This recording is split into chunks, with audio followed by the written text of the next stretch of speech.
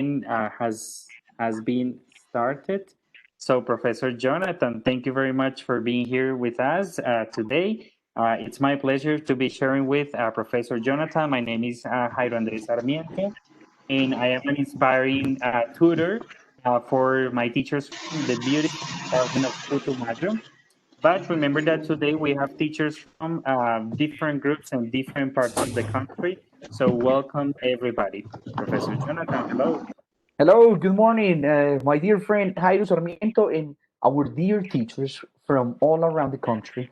It's a pleasure for us to be with you. My name is Jonathan Vela, and I am an inspiring teacher for a group from Monteria. It's a very, very good group. It's awesome. It's the best. And also, it is also great to see all of you here because you are also the best teachers. You are the inspiring teachers. So we really hope that you enjoy this presentation that we have for you today. You guys are going to learn a lot, and of course, you're going to have a good time. Okay. So, my dear friend Jairo, I guess we're ready to start. Okay, thank you very much and welcome again, everybody. Just to remind you, there is an invitation for everybody to please turn off the microphones if you're not speaking, just to avoid background noise. In this moment, you're ready to begin. So welcome to this like recap presentation from Module 1, which is implementing formative assessment with the BD1 challenge application from the Ministry of Education and the British Council. So as Professor Jonathan was telling you today, the idea is to have like a closing plan presentation for Module 1. And basically what we're going to do is like a recap of everything we have been doing in the last weeks. So here we have the agenda for today, Professor Jonathan. Okay. So, let's see. Dear teachers, today we're going to have a good time talking about only four different topics. The topic number one is going to be, and as my friend Jairo said, it's going to be a recap of Bid One Challenge app, all the characteristics, and we're going to go over the missions. So you're going to play as Teacher Isabel. Teacher Isabel she has a big expectation because she wants to know more about the app. She was talking to us some minutes ago. Teacher Isabel, do you hear that? That you were saying that Yes, the remember game. to you. So, Teacher Israel, we really hope that the first point of the agenda for today can be just what you were expecting because we're going to play. We're going to have a good time with the game. The second one is going to be about formative assessment. It's going to be very interesting. You guys are going to enjoy this second topic because it's everything related to assessment. We're going to be working on assessment tools. We're going to give you some tips. We're going to have a big discussion. So we're going to enjoy this. And the last 2 points are going to be the tablero or dashboard of the Bid One Challenge app. And we are going to do that part in Spanish in order to have that all of you can have a very clear idea of how it works. And finally, we're going to see if you have any question, any doubt, suggestion, opinions, everything that because remember that you guys are very important for us. So thank you, Professor Jonathan. So my dear teachers, we are expected to be here from 11 to 1 p.m. So 2 hours is going to take this session. And we're going to try to do our best to finish like on time, right? So that is our commitment for today's session. So to begin with, my dear teachers, as Professor Jonathan said before, we're going to be talking a little bit about the application from the Ministry of Education in the British Council that is called Be the One Challenge, some game features and missions. Remember that something to take into account is that this application can be downloaded. It is available for everybody to be downloaded in the Google Play Store and the Apple App Store. Remember that there is also something very important to take into account, and it is that Dígale, porque quiere hablar. Ahí. students and teachers only need connectivity, internet connectivity to download the application and to register. But once you're registered, you can play with the application offline. Ahí puede I'm hablar. sorry, dear teachers, could you please turn off the microphones? Remember that we need to turn them off just to avoid background noise. ¿Quién vio la presentación en PowerPoint? I will be taking it here. ¿No la coloqué? Sí, yo la coloqué, yo la envié al grupo. Voy a revisar. I guess it's better if you turn his microphone off. Yes, there you go. Yes, that's what I am trying to do. Thank you, Professor. Okay, so dear teachers, as I was telling you, something very important to take into account is that we only need connectivity for downloading and registering. But once you register, students and teachers can play offline, okay? It is available in the Google Play Store and in the Apple App Store as well. My dear teachers, first thing, and we need everybody to be interacting a lot, very activated today. And for this, I would like everybody to please write in the chat box.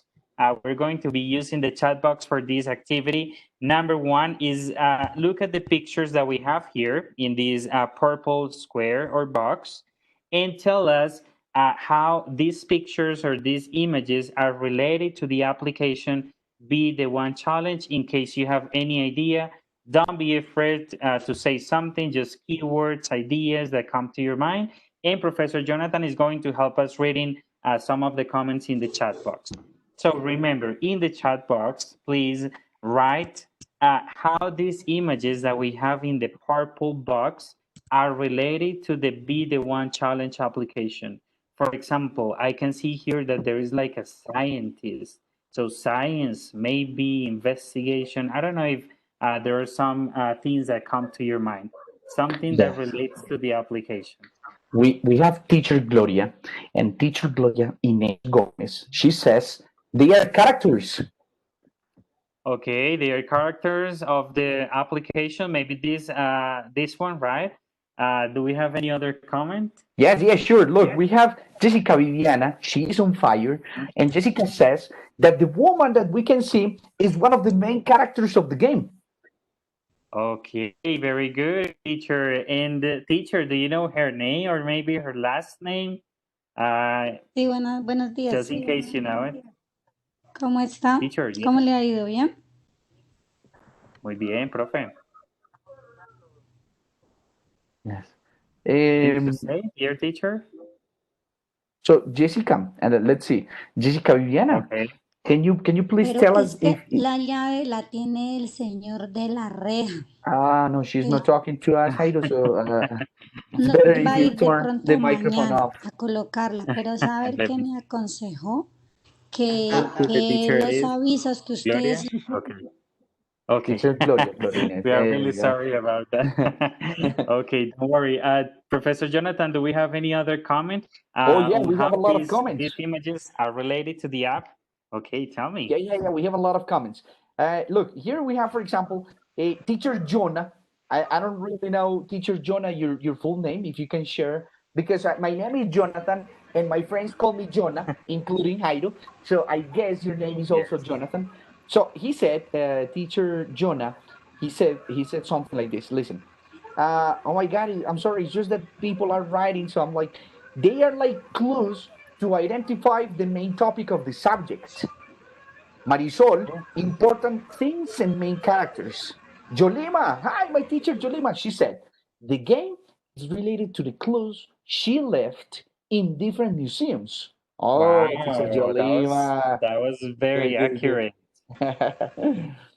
Flor Okay. says, the top secret, oh my God, the top secret file is related to the challenges.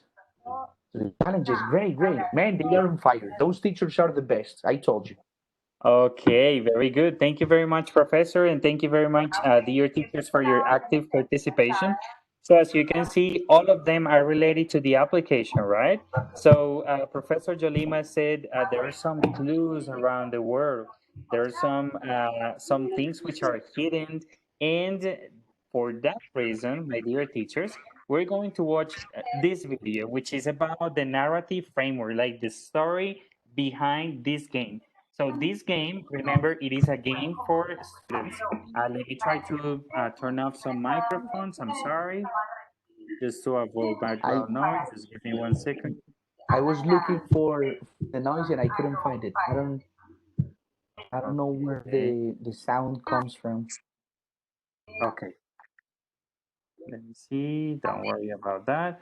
Our teachers are going to be very patient. Ya pasé. Okay, teachers, remember that the invitation for everybody and a favor that we ask you is that you turn off your microphones. Okay, don't turn it on in this moment. So please, everybody, let's check. I know. I'm sorry, teacher. What happened with me is that I listen perfectly if I turn on my microphone. Sorry, but when you talk, I can listen to you perfectly, but I have to turn on my microphone. Yes, I'm Okay. sorry. Sometimes I open my microphone, I turn on my microphone for I listen to you because I listen. Okay. Yes. Okay, Okay. dear teacher. So please just remember that maybe if you're going to keep your microphone on, just try to be maybe a little bit away of the TV or WhatsApp messages because we are going to listen to everything from you, and we don't want to be like part of the WhatsApp messages that someone tells you because that is your privacy, my dear teacher. Okay, so just be careful with that, and that's it. So, my dear teachers, as I was telling you, you were very accurate when you were telling us like the relationship between the images and the application. And for that reason, we brought today, Professor Jonathan and me, we brought this video, which is a very interesting video, and it's going to let you know a little bit about the narrative framework. Remember that there is a story behind this game. We have missions around the world. We have different objects, hidden objects, and we have a purpose, and we have characters, we have everything. So the idea is that we're going to pay close attention to this video, and then we continue. La doctora Margaret Winter fue una científica, filántropa y aventurera del Reino Unido que acumuló una inmensa fortuna gracias a sus numerosas patentes en el campo de la ingeniería química. Margaret no pudo culminar su proyecto secreto más ambicioso, generar una superfórmula capaz de brindar alimento a todo el planeta. Tiempo antes de su muerte, con el fin de proteger su proyecto, dividió los componentes de su fórmula en 7 partes. 20 años después, su nieta favorita, Ali Winter, encontró dentro de la caja fuerte de su abuela una carta. Si lees esta carta, significa que ahora debes continuar con mi misión. El mayor de todos los tesoros que podía darle a la humanidad está oculto en 7 piezas de mi colección. Tu misión será recuperar y reconstruir la fórmula para desarrollar el superalimento. Para lograrlo, debes unirte a los detectives de la agencia Sophos y enfrentarte a una serie de retos para recuperar todos los objetos ocultos. El Ministerio de Educación Nacional, en alianza con el British Council, presenta Be the One Challenge. Juega, comparte y fortalece tu inglés. Una herramienta para que adolescentes y jóvenes de grado 6 a 11 del país se diviertan y reten sus conocimientos en inglés. Diviértete con tus compañeros de clase o con tu profesor de inglés. Monitorea tu progreso en tiempo real. De la mano de tu asistente robótico DAL 300 podrás escoger el nivel de dificultad, acceder a diferentes misiones, ganar trofeos y conocer nuevas culturas. Este juego educativo fue desarrollado por el Ministerio de Educación Nacional para que tu experiencia en el aprendizaje sea divertida y el inglés sea una herramienta de generación de oportunidades para todos. Be the One Challenge. Juega, comparte y fortalece tu inglés. Disponible en App Store y Play Store. Ministerio de Educación Nacional. La educación es de todos. Dear friend Jairo, can I tell you something? For you and for everybody, my dear teachers, we just shared with you here in the chat box, in the chat, the link where you can go and find all the videos, all the information, everything that you need from the app is going to be there in that link, okay? That's it. Okay, thank you very much, Professor Jonathan. And something to say is that we are very happy because in this moment we have more than 50 teachers connected. So it's our pleasure to be here sharing with you. Remember that today, Professor Jonathan Vela from Inspiring Teachers Monteria and Jairo Andrés Sarmiento, Inspiring Teachers Putumayo, are in charge of this presentation, but this presentation was a teamwork from all the inspiring tutors around Colombia, okay? So feel welcome if you're from Valledupar, if you're from Cali, if you're from Medellin, Bello, I don't know, Pereira, Riohacha, Manizales. We have teachers from all around the country. And your tutor, Professor Gloria says, Popayan, welcome, dear teacher. Cartago, yes. So your tutors San Agustin. also work. Wow. They also worked really hard to bring this presentation to you. Okay. So thank you very much. La doctora. Okay, dear teacher. So here we have a couple of questions, Professor Jonathan. Well, you may be wondering, there are some questions that you might be wondering about the app. So we're going to go to the first one. The first one, my dear teacher, says, what's the Be the One Challenge app? You know, some of you are like, maybe you have heard of this, but you don't know what it is. So first, everybody, all my dear teachers that are right here today, you have to understand that this is a game. It's a game for our students. It's a game for us. And with this game, the idea is that our students can practice the different skills that are included in the Prueba Saber 11. Because, you know, the app and the Prueba Saber 11 are really connected. And see how close they are of, our students, of getting to the B1 English level. That's another characteristic. The best characteristic, that this is, as we are Colombians, we love this characteristic, is characteristic number 3, this is free. Our dear teachers, you don't have to pay. Students don't have to pay for the app. It's free. And you can download it, as my dear friend Jairo was telling you some minutes ago. It can be downloaded from the Google or from the App Store.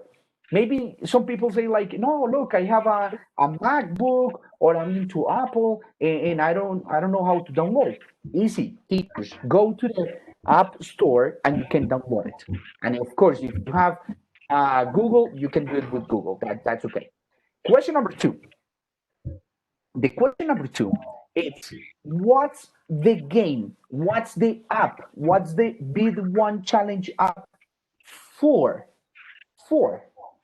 Easy. I'm going to write down here in the chat. This is the word. Look, that is the word. The app, my dear teachers, is to strengthen English learning. So our students from 11th grade can reach the B1 level according to the Common European Framework Reference.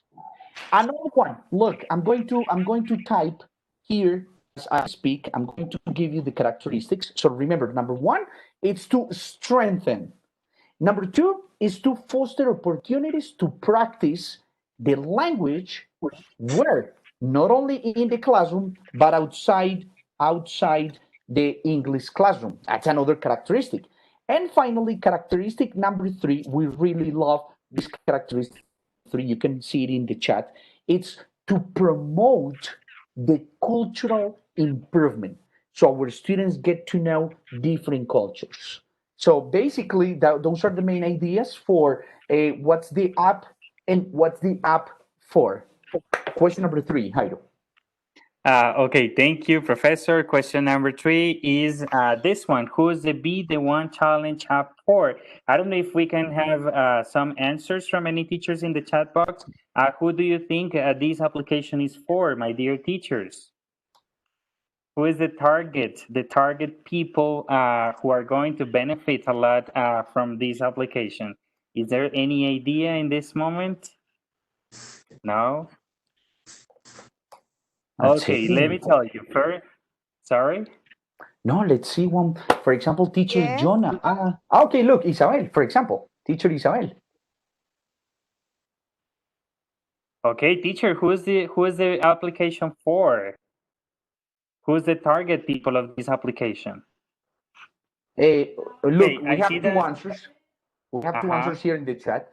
The first one is by our dear teacher, Alejandro Cárdenas, and he says, It is, look, Alejandro. Oh my God, I have a lot of, everybody's Prove it. writing now. Alejandro says it's for English teachers. Great. But also Jolima says it is for teachers, but also for students. Okay, very good, very accurate. Okay, very good. So I see that a lot of teachers are participating and all of you are right? So this application is for students, but it's also for teachers. And something to tell you is that this is for everybody, for every Colombian. So even for my wife, even for my son, even for a friend of me, this application is for everybody. Of course, the main target is Colombian students. Remember that Professor Jonathan told you that all applications. Pásame mis audífonos que están allá en la pieza. Just give me 1 second. Teachers, remember to turn off the microphones. Teacher Marcial, can you please turn the microphone off? Teacher Marcial, hello, and can you please help us with the microphone? Okay, thank you very Marcial. much. Thank you, teacher. Okay, teacher. So thank you very much, everybody. And as Professor Jonathan was telling you, this application has one main purpose, that is to strengthen the communicative competences, the English competences that our students have. But also, this application is for everybody. State school students, private school students, your wife, your husband, teachers, everybody. This is a game for students, something to highlight. This is a game for students. Also, it is a very, very powerful assessment for teachers, okay? I guess it would be better if you turn teachers. Teacher Shamir, can you help us with your microphone, please? Okay. There you go. Okay, now it's better, right? Okay, very good. Thank you very much. Thank you. So, dear teachers, in short, this application is for students, Colombian students from public schools or state schools, but also for students from private institutions. This is a game for them, and this is also for teachers. And remember that this is a very powerful assessment tool for teachers. And that's what Professor Jonathan and me will be talking about in the last part of this session. So we have another question here, and is, what's the game about? Remember that we just watched a video that was about the narrative framework. Remember that we have basically Dr. Margaret Winters, and we have her granddaughter, who is Ali Winters, and she has a very specific mission. She has to go all around the world to 7 different countries, in which she is going to find 7 different museums. In each museum, there is something hidden, an object, and those objects are going to be part of a formula to abolish or to avoid hunger in the world. So this is the mission. Students are going to love them, to love it. And of course, we as teachers and everybody is going to love going around different countries like Japan, the United Kingdom, the United States, trying to find those decoded objects. So my dear teachers, as I was telling you, here we have 7 different missions. And those missions are basically 7 different museums, and all of them are around the world. So mission 1, in this case, the first mission is the Museum of Culture that is located in Colombia. Then mission 2, our students are going to be taken to Japan. So mission 2 is in Japan. Mission 3, they are going to be going to New Zealand, right? In mission 4, they are going to be visiting the African continent in Nigeria specifically. Mission number 5, they are going to come back to the American continent. And in this case, they are going to be in Belize, that is a Caribbean island, right? And then they are going to visit the United States of America in mission number 6. And then in mission number 7, finally, they will be visiting the United Kingdom, okay? The United Kingdom. So here we have all the narrative framework, 7 different missions, 7 different museums around the world. John Murillo, can you help us with the microphone, please? Your microphone is on. There you go. Thank you, teacher John Murillo. Okay, thank you very much. So, my dear teachers, in short, these are the museums. All of them are around the world, and our students are going to be traveling from one country to the other, which is part of the narrative framework that makes this game really interesting for them. Okay, dear teachers, so here we have the first mission. Remember that I told you that the first mission is going to be in Colombia, the Museum of Culture in Colombia. So, my dear teachers, here we have some examples of the different mini games we have. Again, there is a little bit of noise. Let me let me see. Professor And Jonathan, can you see who's te- got the microphone on? yes, yes, teacher Adriana Martinez. Can you please help us with the microphone, please?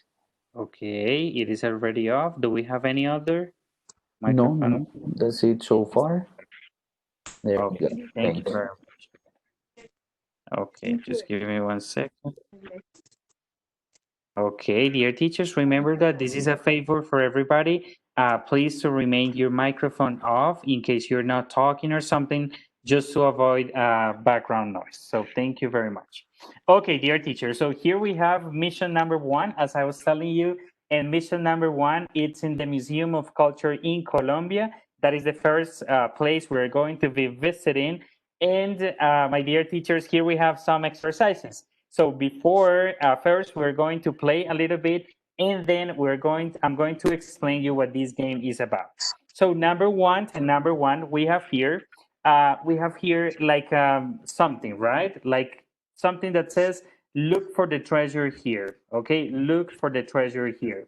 And then, my dear teachers, we have two different options. So option number 1 is on a donkey or on a map. So I don't know if you can help us writing or typing in the chat box what the correct answer is. Here we have look for the treasure here. And then we have two different options, on a donkey or on a map. So the question is, where do you think we look for a treasure, on a donkey or on a map? What do you think, dear teachers? On a map. Any answers? On a map? Okay, very good. So look for the treasure here. On a donkey, I think it's very difficult, right? But on a map, of course, we're going to find the treasure there. And then we have another example here. It says tomato with cheese and onion. Tomato with cheese and onion. And here we have three different options. Number 1, on a sandwich, on a baseball bat, sorry, or on a plant. What do you think? What is the context of this phrase? On a sandwich. Very, very good. So here, my dear teachers, as you can see, it is very important to take into account the context, right? The context. So I'm telling you different statements like tomato with cheese and onion, and then we have to look for the accurate context for this phrase. So all of you said on a sandwich, and I also agree with you. So now we have another exercise, the last exercise of this mission. Here it says, please take off your shoes when you come in. Please take off your shoes when you come in. And then I'm going to give you 5 different places, and you tell me where we can find these kind of like signs. It says at a zoo, in a road, at the bus station, in a library, or in a house. What do you think, my dear teachers? House. So please In a take off your shoes when you come in. In a house, okay, very good. Especially in these days, right? Especially in this moment that we are taking care of ourselves and our families. So we take off our shoes when we come in. Very, very good. My dear teachers, as you can see, this is about context, knowing the language in context. So talking about that, having said this mission number 1 and these two mini games, the word drop and the super grid, they are aimed at developing learners' ability to understand the purpose of a text and react appropriately. This is part of the pragmatic competence. So as you can see here in mission number 1, it is pragmatics. So what is the context for this phrase? What is the context for this word? in what specific place I can find or I can say this or this. So that is pragmatics, and something to take into account is that this mission number 1 is connected to part 2 of Pruebas Saber 11. And this is something that you're going to see, that every mission in this game is connected to every part of Pruebas Saber 11, okay? Something to keep in mind. So mission number 1, pragmatic competence. We have 2 mini games, the word drop and the super grid, and it's basically language in context, okay? Language in context. Very good. My dear teachers, so here we have mission number 2. Mission number 2 is in Japan, right? In Japan. And in this mission number 2, we're going to be working with the lexical competence, which is also part of Pruebas Saber 11, specifically part 1 of Pruebas Saber 11. So in lexical competence, we're going to find 2 different mini games. Game number 1 is a word rescue here, right? I don't know if you have played this kind of game. I don't know. And we have a memory game, memory match game. I think all these games are very famous for English teachers because we use them a lot in our classes. So they are aimed at developing the pragmatic competence, the lexical competence in mission 2, but also remember that the lexical competence is assessed in Pruebas Saber 11, okay? Pruebas Saber 11. So very, very good. Professor Jonathan, do we have any comments, something just to say or no? No, I have to say that teachers are very participative today. They are answering, they are following the conversation, they are sending you messages. So we have to say congratulations to the teachers, and we have to say thank you very much for your active participation. They're very active, Jairo, giving you all the Okay. answers. And can you hear me well, Professor Jonathan? I can hear you very, very good. There is a kind of interference, but I guess it's from Teacher Isabel. Teacher Isabel, if you can please move, we understand your situation, we understand, but yeah, perfect, perfect. Teacher Isabel, can you help us a little bit to move maybe a little bit away from the sound? Thank you, Teacher Isabel, very much. Okay, very good. That was great. Thank you very much, Professor Jonathan, for your support. So yes, as I was telling you, just to recap, mission number 2 is about lexical competence, which is assessed in part 1 of Pruebas Saber 11. And here we're going to find 2 mini games. Mini game that is called Word Rescue. This one, which is like a hangman. I don't know if you have played this before. And then we have a memory match game, which is very famous for English teachers. Me personally, I use it a lot in my English classes. So it's basically about developing the lexical competence, okay? So now we move to mission number 3. Mission number 3. So my dear teachers, mission number 3, I will anticipate a little bit. It's about the communicative competence or discursive competence in Pruebas Saber 11. So here we have a challenge for everybody. We have like a conversation between 2 different people. Person number 1 says, "Good morning, Mrs. Weary Hannah." I think it's an Asian person.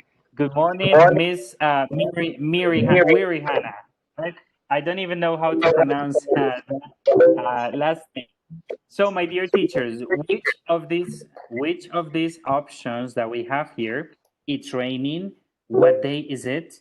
I'm tired. Or, hi, how are you? Which one do you think connects to the conversation? Which is the one that suits to the conversation?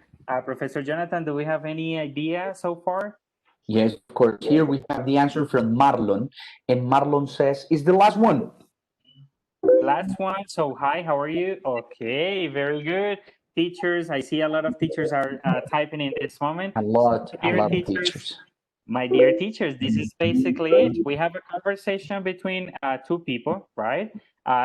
Speaker number 1, in this case, the one in the left, the blonde guy says, "Good morning, Mrs. Weary Hannah." And then this person, speaker number 2, has Hi, how are you? Okay, let me again turn off some microphones. Okay, very good.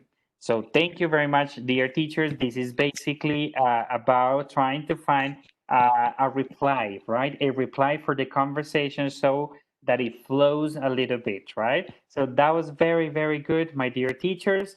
And as you can see, this is mission number 3. And as I told you before, it is about the communicative knowledge or communicative competence, which is part 3 of Pruebas Saber Once. This mini game is called Talking Clues, and we're going to have like a lot of these same things, right? So we have a conversation, we have a context, we have speaker number 1 saying something, and then we have speaker number 2 replying using the appropriate way to continue with the conversation, right? So my dear teachers, as you can see, mission number 3 is in New Zealand, museum in New Zealand, and we're going to be working, trying to develop the communicative knowledge, which is part 3 of Pruebas Saber. Professor Okay. Jonathan? Now, this is what I want you to look. We have been playing the game, those activities, they're very interesting. Let's continue playing the game, but I want you to think about you yourself into a game. Imagine that we are in a competition and somebody's asking us a lot of questions and we have to be like very active, okay? As you have been active in the chat. So now we're going to go to mission number 4. And in mission number 4, we're going to be talking about African masks. And the question is, why are African masks important? Here we have some, okay, now, Marlon, thank you very much. Marlon is right now. It says, in some types of African artwork, people made masks to cover their face.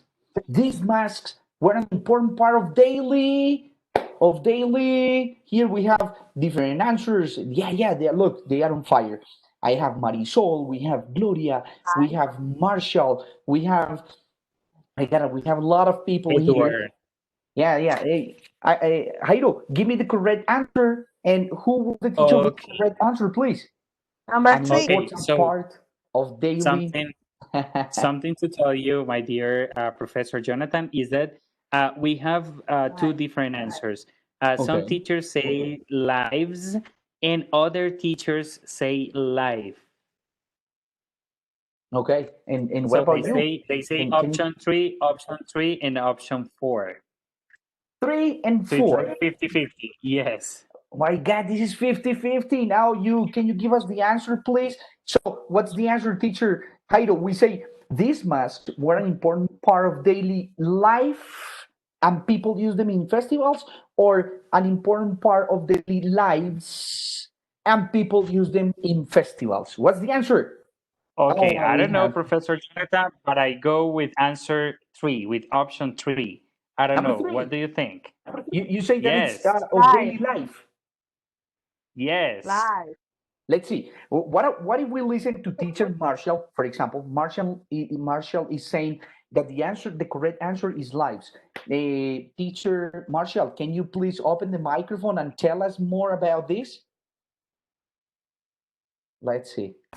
I consider his lives because we are talking about the masks. Okay. Were an important part of. Oh, teacher Marshall, thank you very much for opening the microphone and sharing the idea with us. But the correct answer, dear teacher Marshall and all our teachers, it's life, because we're speaking about the daily life that all the people, from all the people. So teacher Marshall, thank you very much. And thank you to all the people who are participating. We really love those discussions. We really love having an answer from one teacher, the other one. It means that the game is interesting. Jairo, don't you feel that I'm sorry, Jonathan. Yes, Excuse me. I Yes, have a question. I Yes, know sorry. that when you use it, you have a singular with life and people, but people it's plural and singular. Yes or no? Is Yes. correct? Oh, yes, my dear teacher. But the problem is that in this case, for the answer, we're going to consider daily. Daily so we go with daily life. Life. If we were speaking about their lives, for example, look, the masks were very important for their lives. That would be different for their lives. But as we're speaking about daily, so we say daily life. But you know what, Teacher Isabel, you know what? This is the best part of the game. The discussion, the academic discussion. I think that this is the answer. No, I think that this is the answer. And then those exercises, those activities are really amazing and really important for our classes. So Teacher Isabel, thank you very much. Teacher Marshall, thank you very much for your answer. Jairo, let's go to the next one, please. Because mission number 4, as we were discussing, is about the grammatical competence. This, what we were doing, the exercise that we were doing between Isabel and Marshall and the other people, yeah, look what teacher Diana is writing. She says, the game is really interesting, but it's not easy to get. Yes, teacher, that is the best part of the discussion. And also because this is going to train our students for Prueba Saber. This is the best part, okay? So let's go to mission number 5. Teacher Isabel, thank you very much. Here we have Okay, thank you. To you. Thank you, Professor Jonathan. You're welcome.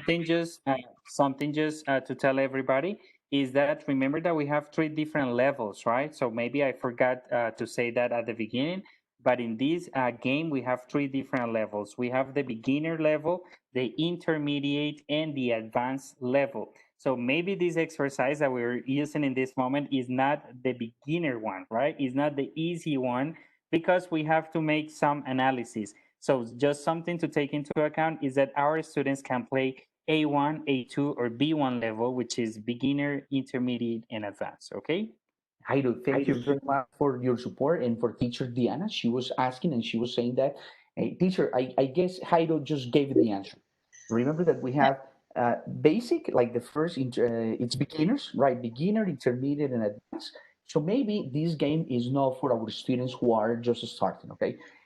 So, thank you very much for the answer. But I mean, it's so difficult to download it. We have tried many times with my students, but it has been impossible to get it.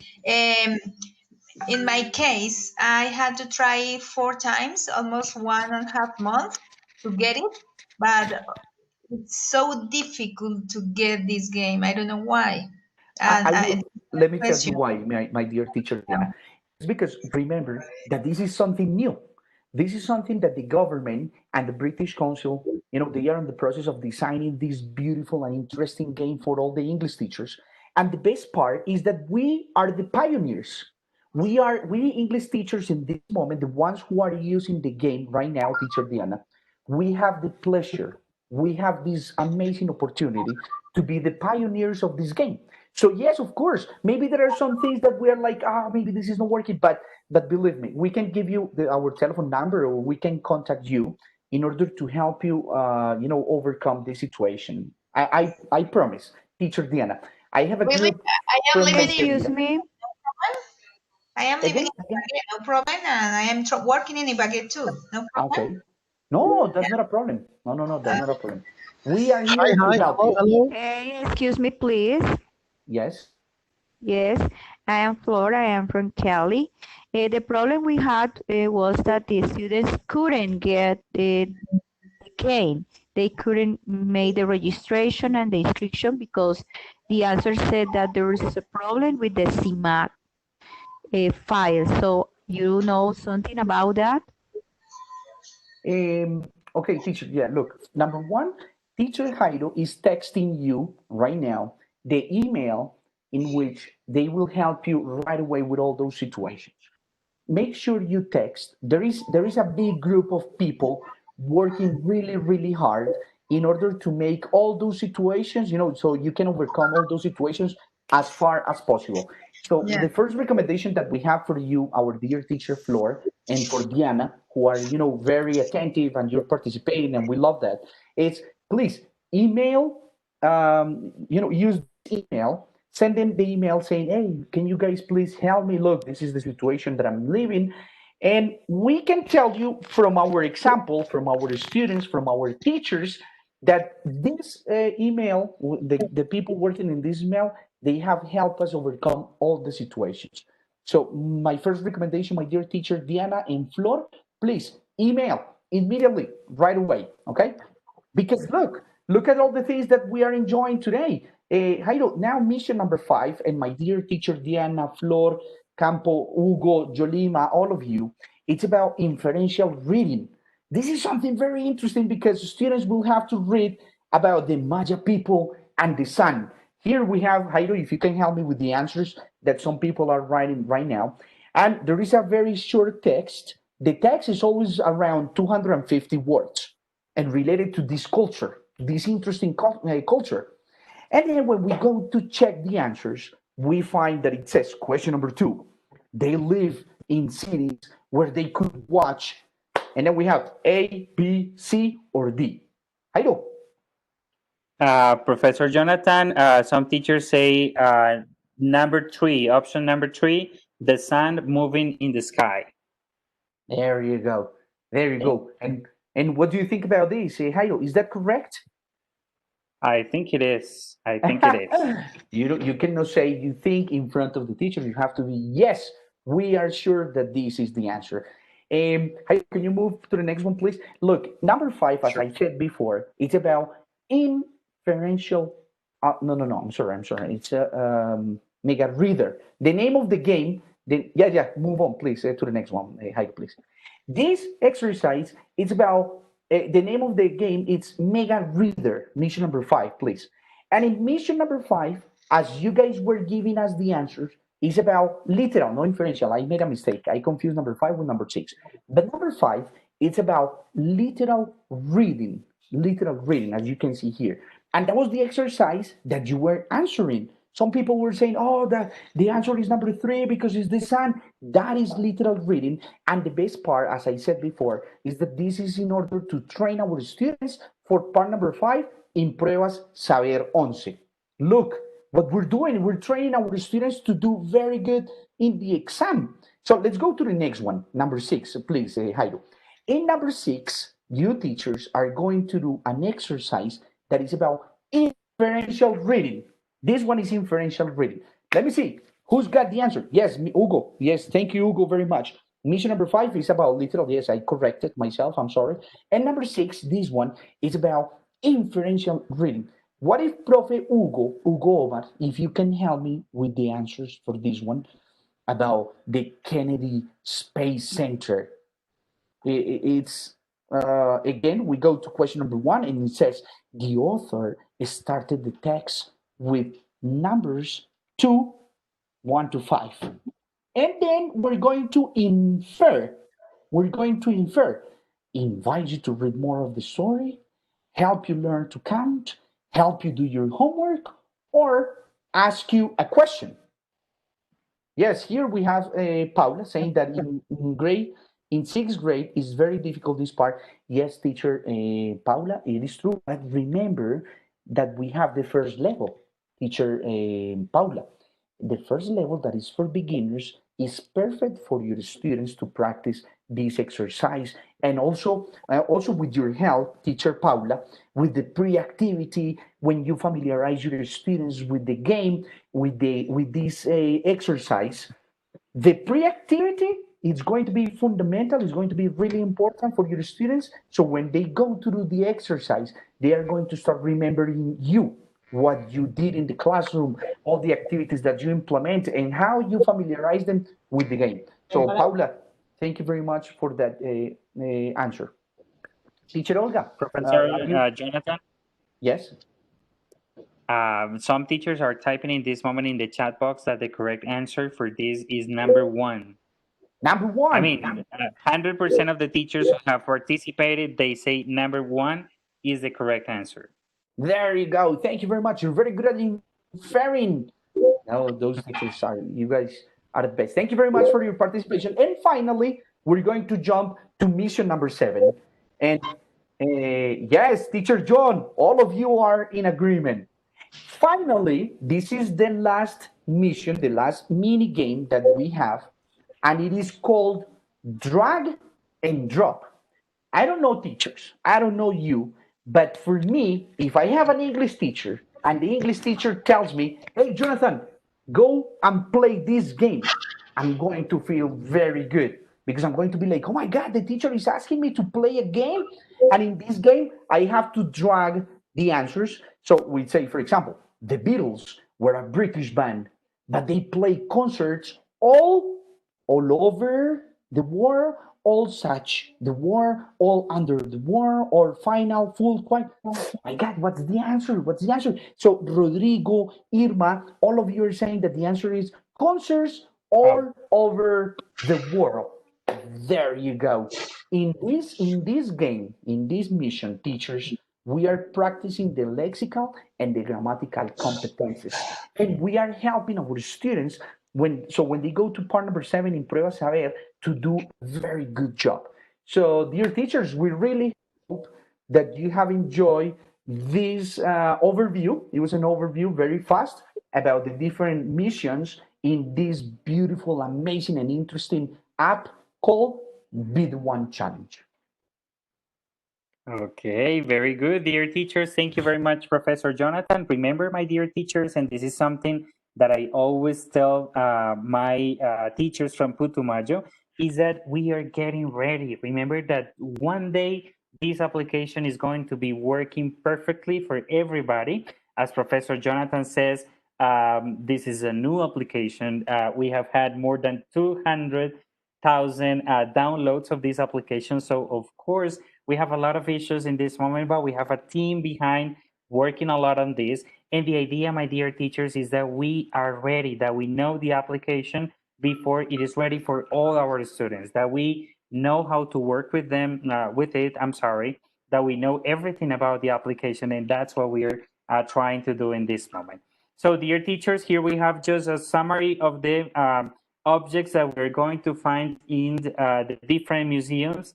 Depending on the level, we're going to have different objects. For example, mission number 4, this one, if you play in the beginner mode, you're going to get the lion mask. But if you play intermediate, you're going to decode the elephant mask. And if you played in the advanced level, which is the B1 level, you're going to collect a buffalo mask, okay? So based on the level, you're going to have different objects to decode. My dear teachers, so here we move to the second part of this session today, which is formative and summative assessment. So this is like the theoretical part of this presentation, but it doesn't mean that it's going to be boring or that you're going just to be there. No, we need your participation, of course, and Professor Jonathan is going to be helping me with this. So the first thing and the first question for everybody, my dear teachers, it is lunch time in this moment. It is 12, it is noon time. So let's imagine that once we're going to finish this session, you're going to make lunch. Let's imagine spaghettis or beans or soup or maybe sudado. Sudado is my favorite plate. Chicken sudado, right? Which is delicious. Yeah. So the question for everybody is, what do you prefer? Tasting when you are still cooking or tasting only after the plate has already been served? So again, let's imagine you're cooking your sudado, delicious sudado, and then do you taste it just to see if it is good or maybe a little bit salty, or maybe you need to cook the chicken for 10 more minutes, or you prefer to wait until the end? So, hey, Jonathan, do we have any comments in this? No, yes, I'm sorry to interrupt you, but there's one teacher, the teacher Olga Astrid Sanchez, and she says that the answer is A and B. Hey, teacher Olga, explain please to us, how is it possible that the answer can be A and B at the same time? Let's see. Teacher Olga. Teacher Olga. Oh my God, she doesn't have. Okay, don't worry about that. Astrid. Okay. But you know what, Jairo? I guess that first we have to ask here in the group who's very good at cooking. Let's see, how many people good at cooking here in the class? Let me see. For example, Mauricio. Teacher Mauricio Usa. How good are you at cooking? Teacher Mauricio. Ah, Teacher Mauricio. Ah, look, Sandra Milena says that she's very good, but at eating. Okay, me Oh, too. okay. Me too. I think Yes, I think yes. that the A, because you are cooking, yes, and you have to taste salt, sugar, or something that you like to add to a good dish, typical dish. Sudado is excellent. For me, sancocho, frijoles, beans. I am hungry. Yeah. Too, dear teacher. Me too. So we're going to keep moving, right? Okay, thank you very much. The So, last comment. Jairo, I the last like comment. Okay, we have teacher. Yes, teacher, who's speaking? I Yes. like small soup. Okay. Small soup, mazamorra. Testing. I Oh, like the wow. taste when I am preparing the small soup. Okay, very good, Mauricio. Thank you, teacher Mauricio. Mazamorra chiquita. You know, look, my grandmother, she's always speaking about la mazamorra chiquita. So because she is from Bogota and from Boyacá, so they are always speaking about mazamorra chiquita. And here in Armenia, Quindío, mazamorra is not a soup. So Mauricio, teacher Mauricio, you prefer the mazamorra chiquita, but the soup. Yes, sorry. Or the silent soup. The silent soup. Mute. Mute is good. Mute. The silent. Silent soup. Oh, thank you, teacher Mauricio, for the explanation, because I didn't understand that I didn't know that soup. The silent soup, or better known as the mute. Okay. Thank you, teacher Mauricio. With a control. Good. Okay, Professor Jonathan, do we have answers for this question? A or B? What do teachers prefer? Hey, look, teacher Jairo, I'm sorry, but we have so many comments that I mean, it's people are talking about cuy. And teacher Paula goes like, yes, and teacher Paula goes like, no, please, I'm very hungry. Go to the next topic, please. Go to the next topic. Okay, very good. So, in short, my dear teachers, I see here in the chat box that most teachers say option A is the most favorite one. And as one of the teachers was telling us, let me tell you something. John is going to share something with us. Yes, teacher John. Okay. Good afternoon, everyone. Hello, teacher. Hello. It is important testing when cooking, because we have to know that. Could you please listen? Yes, yes, I can teacher. listen to you, teacher. Okay. It is important test when cooking, because we have to know the quality of test. Ciao. Okay. Teacher John, thank you very much. And that was a very good comment, because now listen to Jairo, what he's going to explain to you. Okay, thank you very much, John, for your comment, and thank you, Professor Jonathan, for your support. So, my dear teachers, I was reading the chat box, and as Professor John said, most of you prefer option A, which is tasting when you are still cooking. And this is not a cooking class. I know that we're hungry in this moment, but my dear teachers, this is just to introduce the topic that comes after this, that is formative assessment and summative assessment. So, my dear teachers, this exercise has a very specific purpose, and it is that there is like a metaphor regarding cooking and formative assessment. So, take a look at this. When the cook tastes the soup, that's formative. So, when we talk about like trying or tasting when we are still cooking, it is related to formative assessment processes. And why? Because we care about the process. Like in the process, we are making adjustments. So imagine, for example, that you are cooking and that my delicious sudado is not delicious anymore because it is very salty. So I need to do something like put more water, right? For example. Or let's imagine that, for example, the chicken is not ready yet. So I need to cook my chicken for 10 or 15 more minutes, right? So that's why when we talk about formative assessment as well, we talk about a process. And of course, we're going to do the same thing with our students. We're going to have a lot of feedback for them. We're going to make a lot of formative assessment processes so that they improve. We're not judging, we're not grading. We don't care about grades in this moment when we're talking about formative assessment, but we care about a process. So if my student has any difficulty in any topic, if my student has different challenges to face, I'm going to help this student to overcome those challenges. But I'm not going to wait until the end just to give a grade like you're 3.5, so you pass, or 2.9, so you fail. That is summative in this case, but we're talking about a process.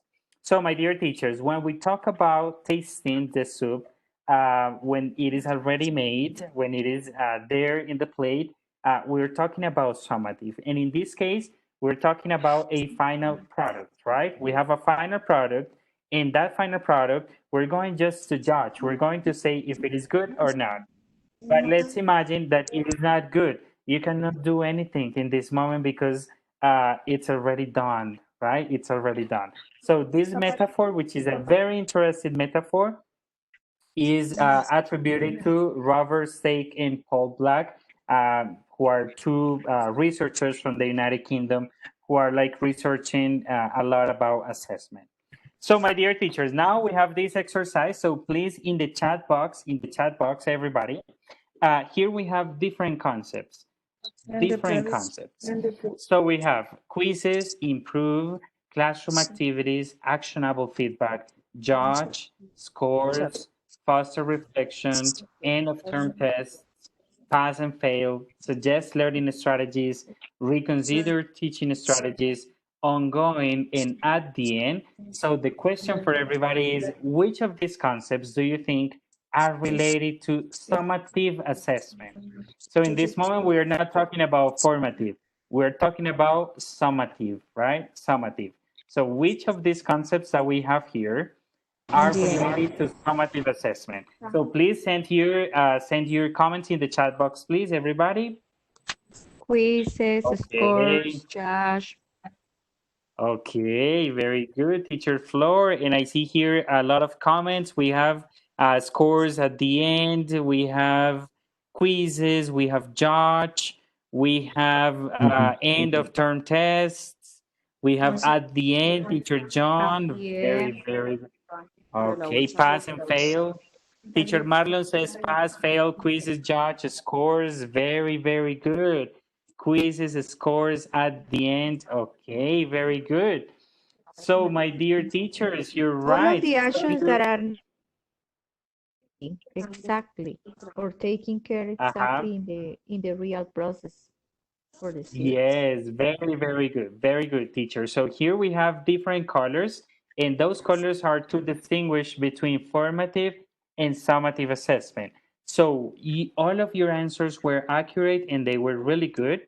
So the ones here in the red boxes or pink boxes, for example, quizzes, judge, scores, end of term tests, pass and fail, and at the end, they are related to summative assessment processes, right?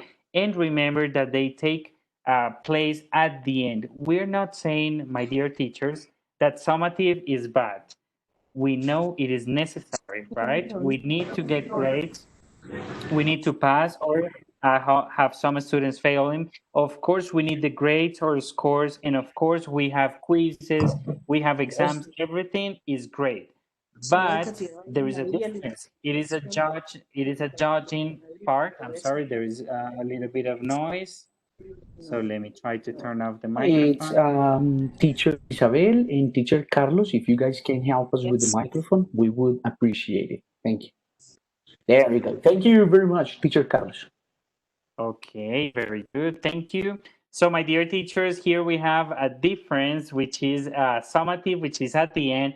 And of course, we have other concepts which are in blue color. So, blue color, improve classroom activities, actionable feedback, suggest learning strategies, ongoing, and reconsider teaching strategies. What type of assessment do you think they refer to, my dear teachers? So red color, we said summative, and now blue color. Any idea what type of assessment is it? Anybody? So please write in the chat box. Anybody? Okay, teacher Cesar Cesar, very says, good. yes. Julie, Jessica, all of them. Marisol say that it's formative. Paula, Andrea.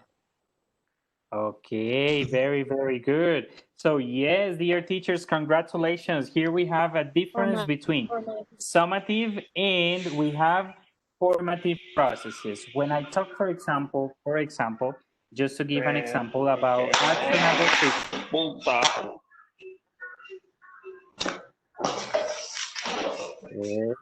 Teacher Carlos Andres, can you help us with the microphone, please? Okay, I will try to. Andres, yes, please. Okay, I'm trying to turn off the microphone for him, but it doesn't allow me to. No. Oh my God, let's go. Let me talk to him. Hey, teacher Carlos, hello. Carlos Andres, can you please help us with the microphone, please? Thank you Okay, very now much, it's teacher Carlos. thank you.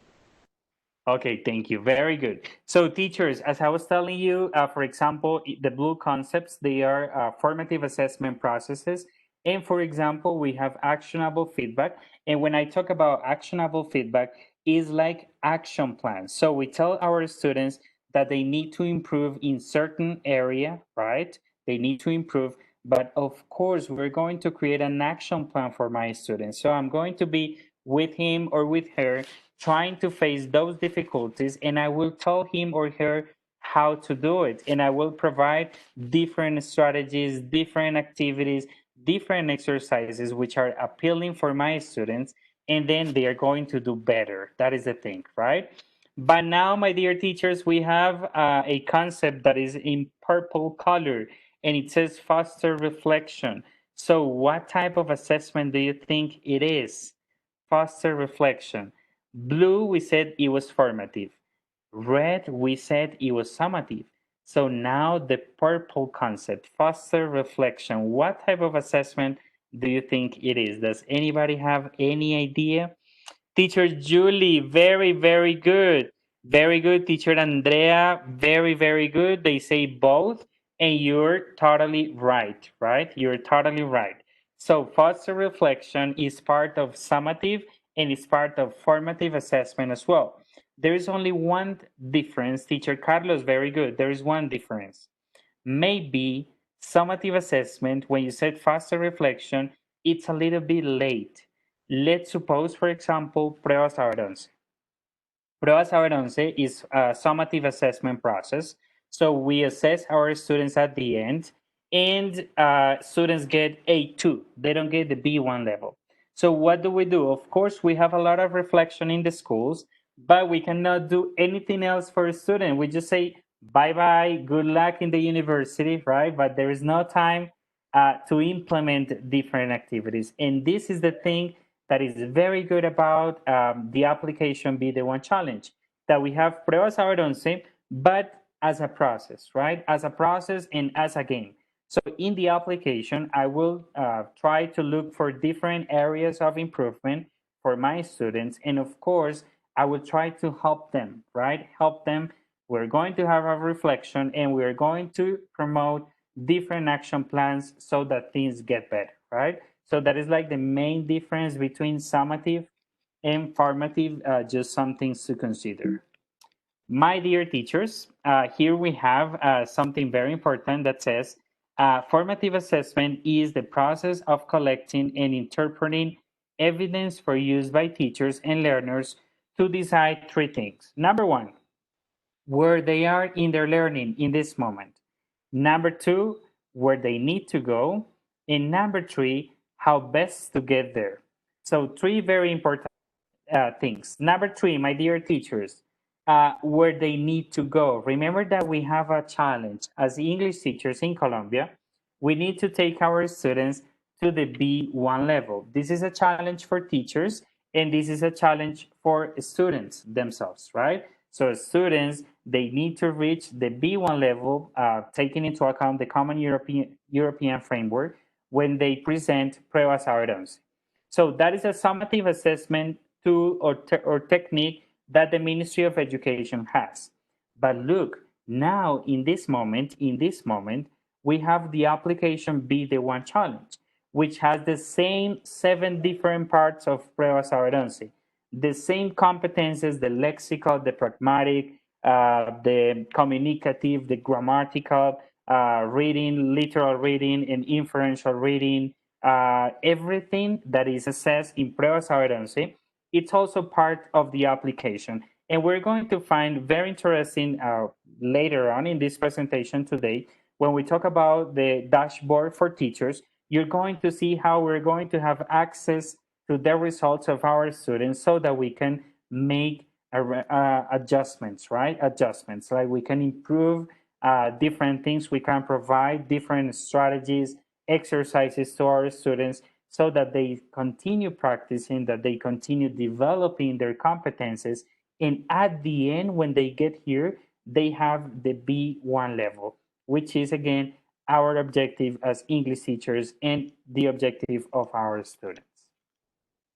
My dear teachers, when we talk about formative assessment, and this is the last slide of this theory, we talk about 2 different moments. Number 1, we have a teacher.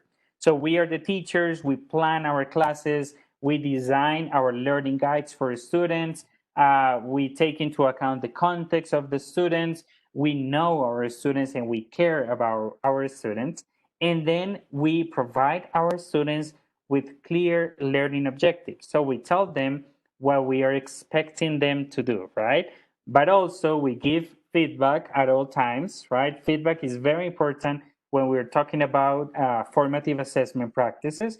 Remember, we are not talking about grades, like this is your result 3.0. No, I'm going to tell my student, like, you're having a good time in this type of exercises, you're doing pretty well, but look, you need to work on this and this and this. So I'm going to give feedback to my students.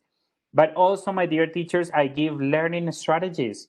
So I tell them what I want them to do, but also I tell them how to do it.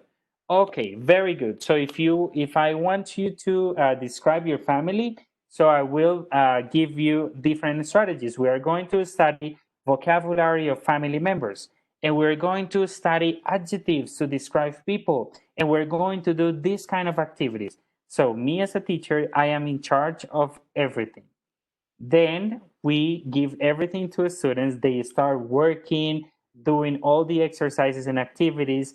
And something that is very important, my dear teachers, the arrow goes back from students to teachers, okay? So students are very important actors of this process because they are also going to give us some feedback.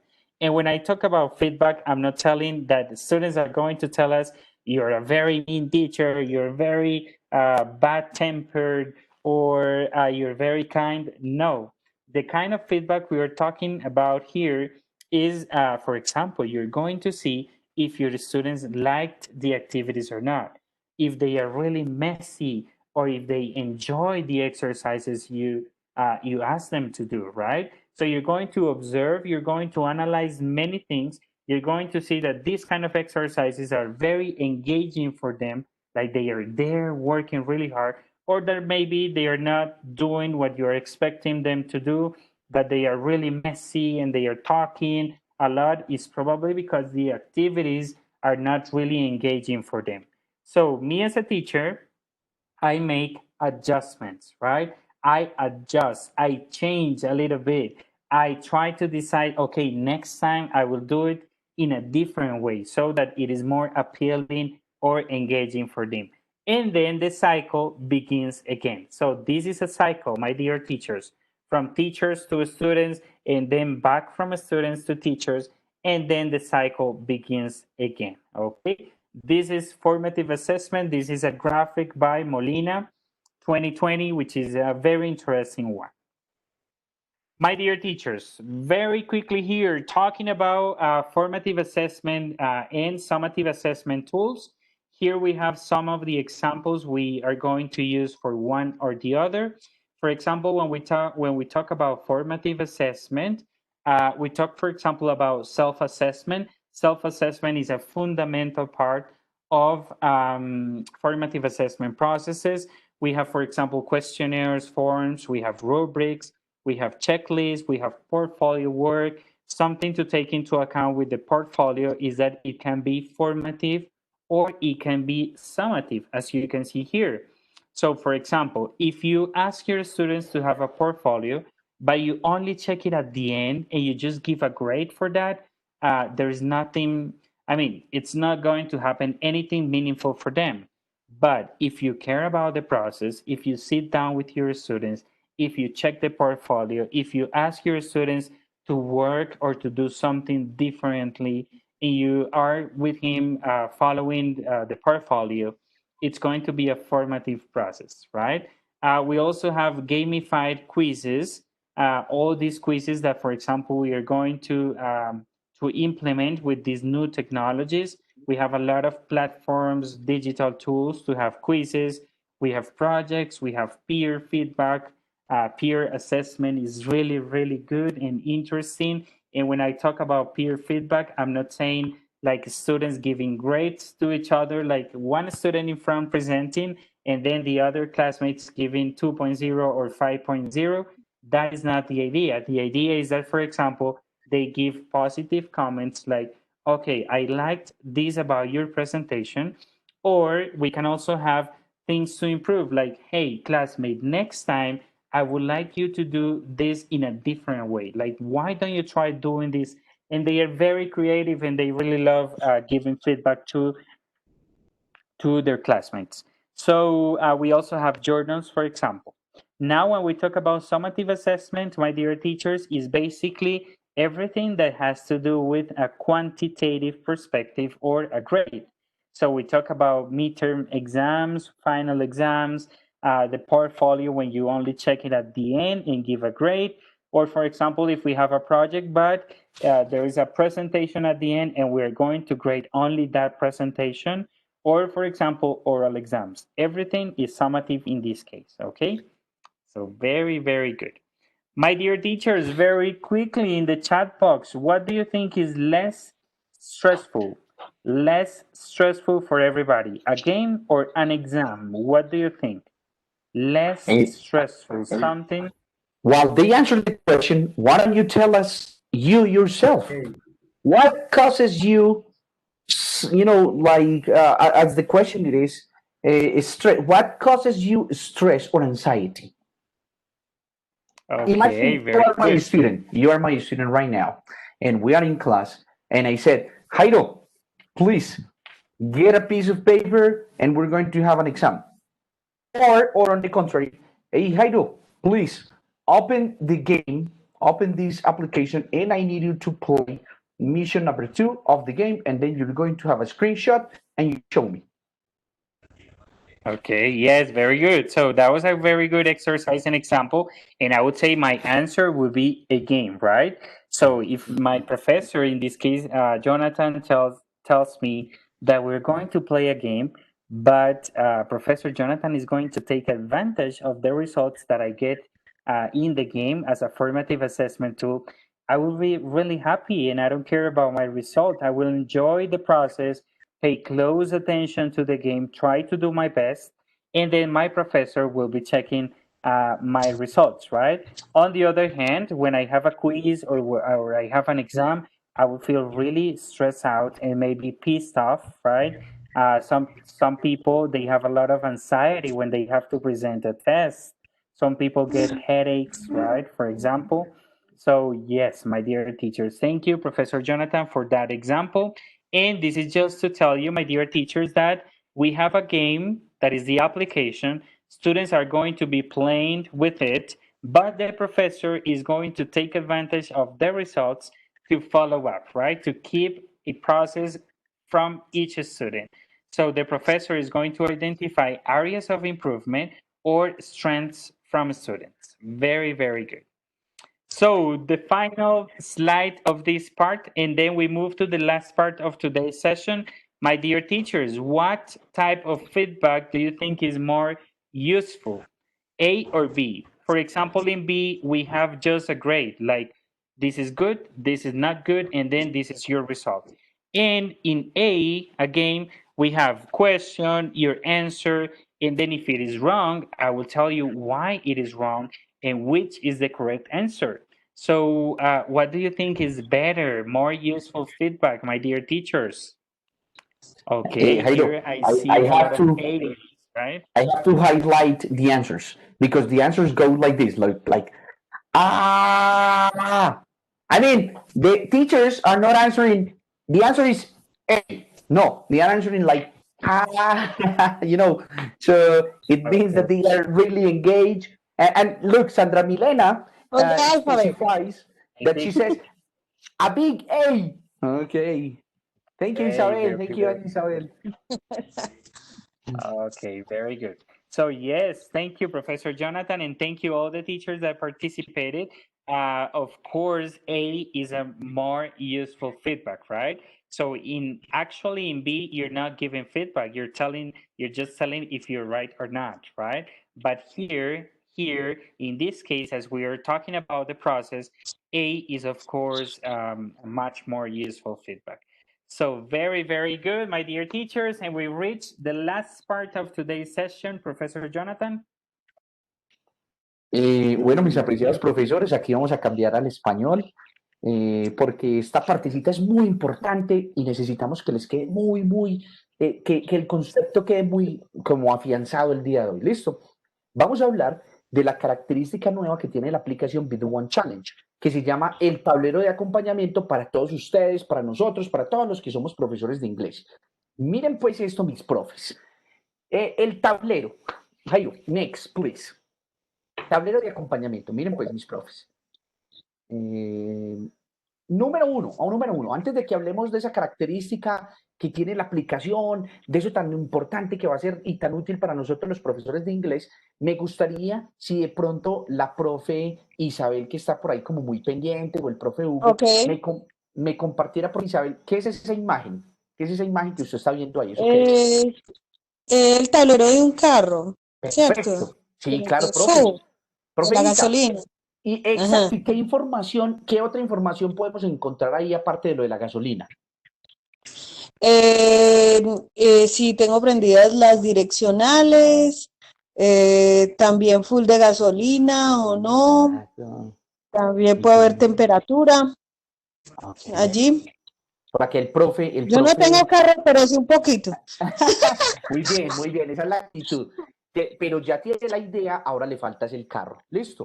Pero tenemos por acá a la profe Jessica, que dice testigos para otras funciones del carro, direccionales, velocímetro, velocidad, direccionales. Puertas cerradas.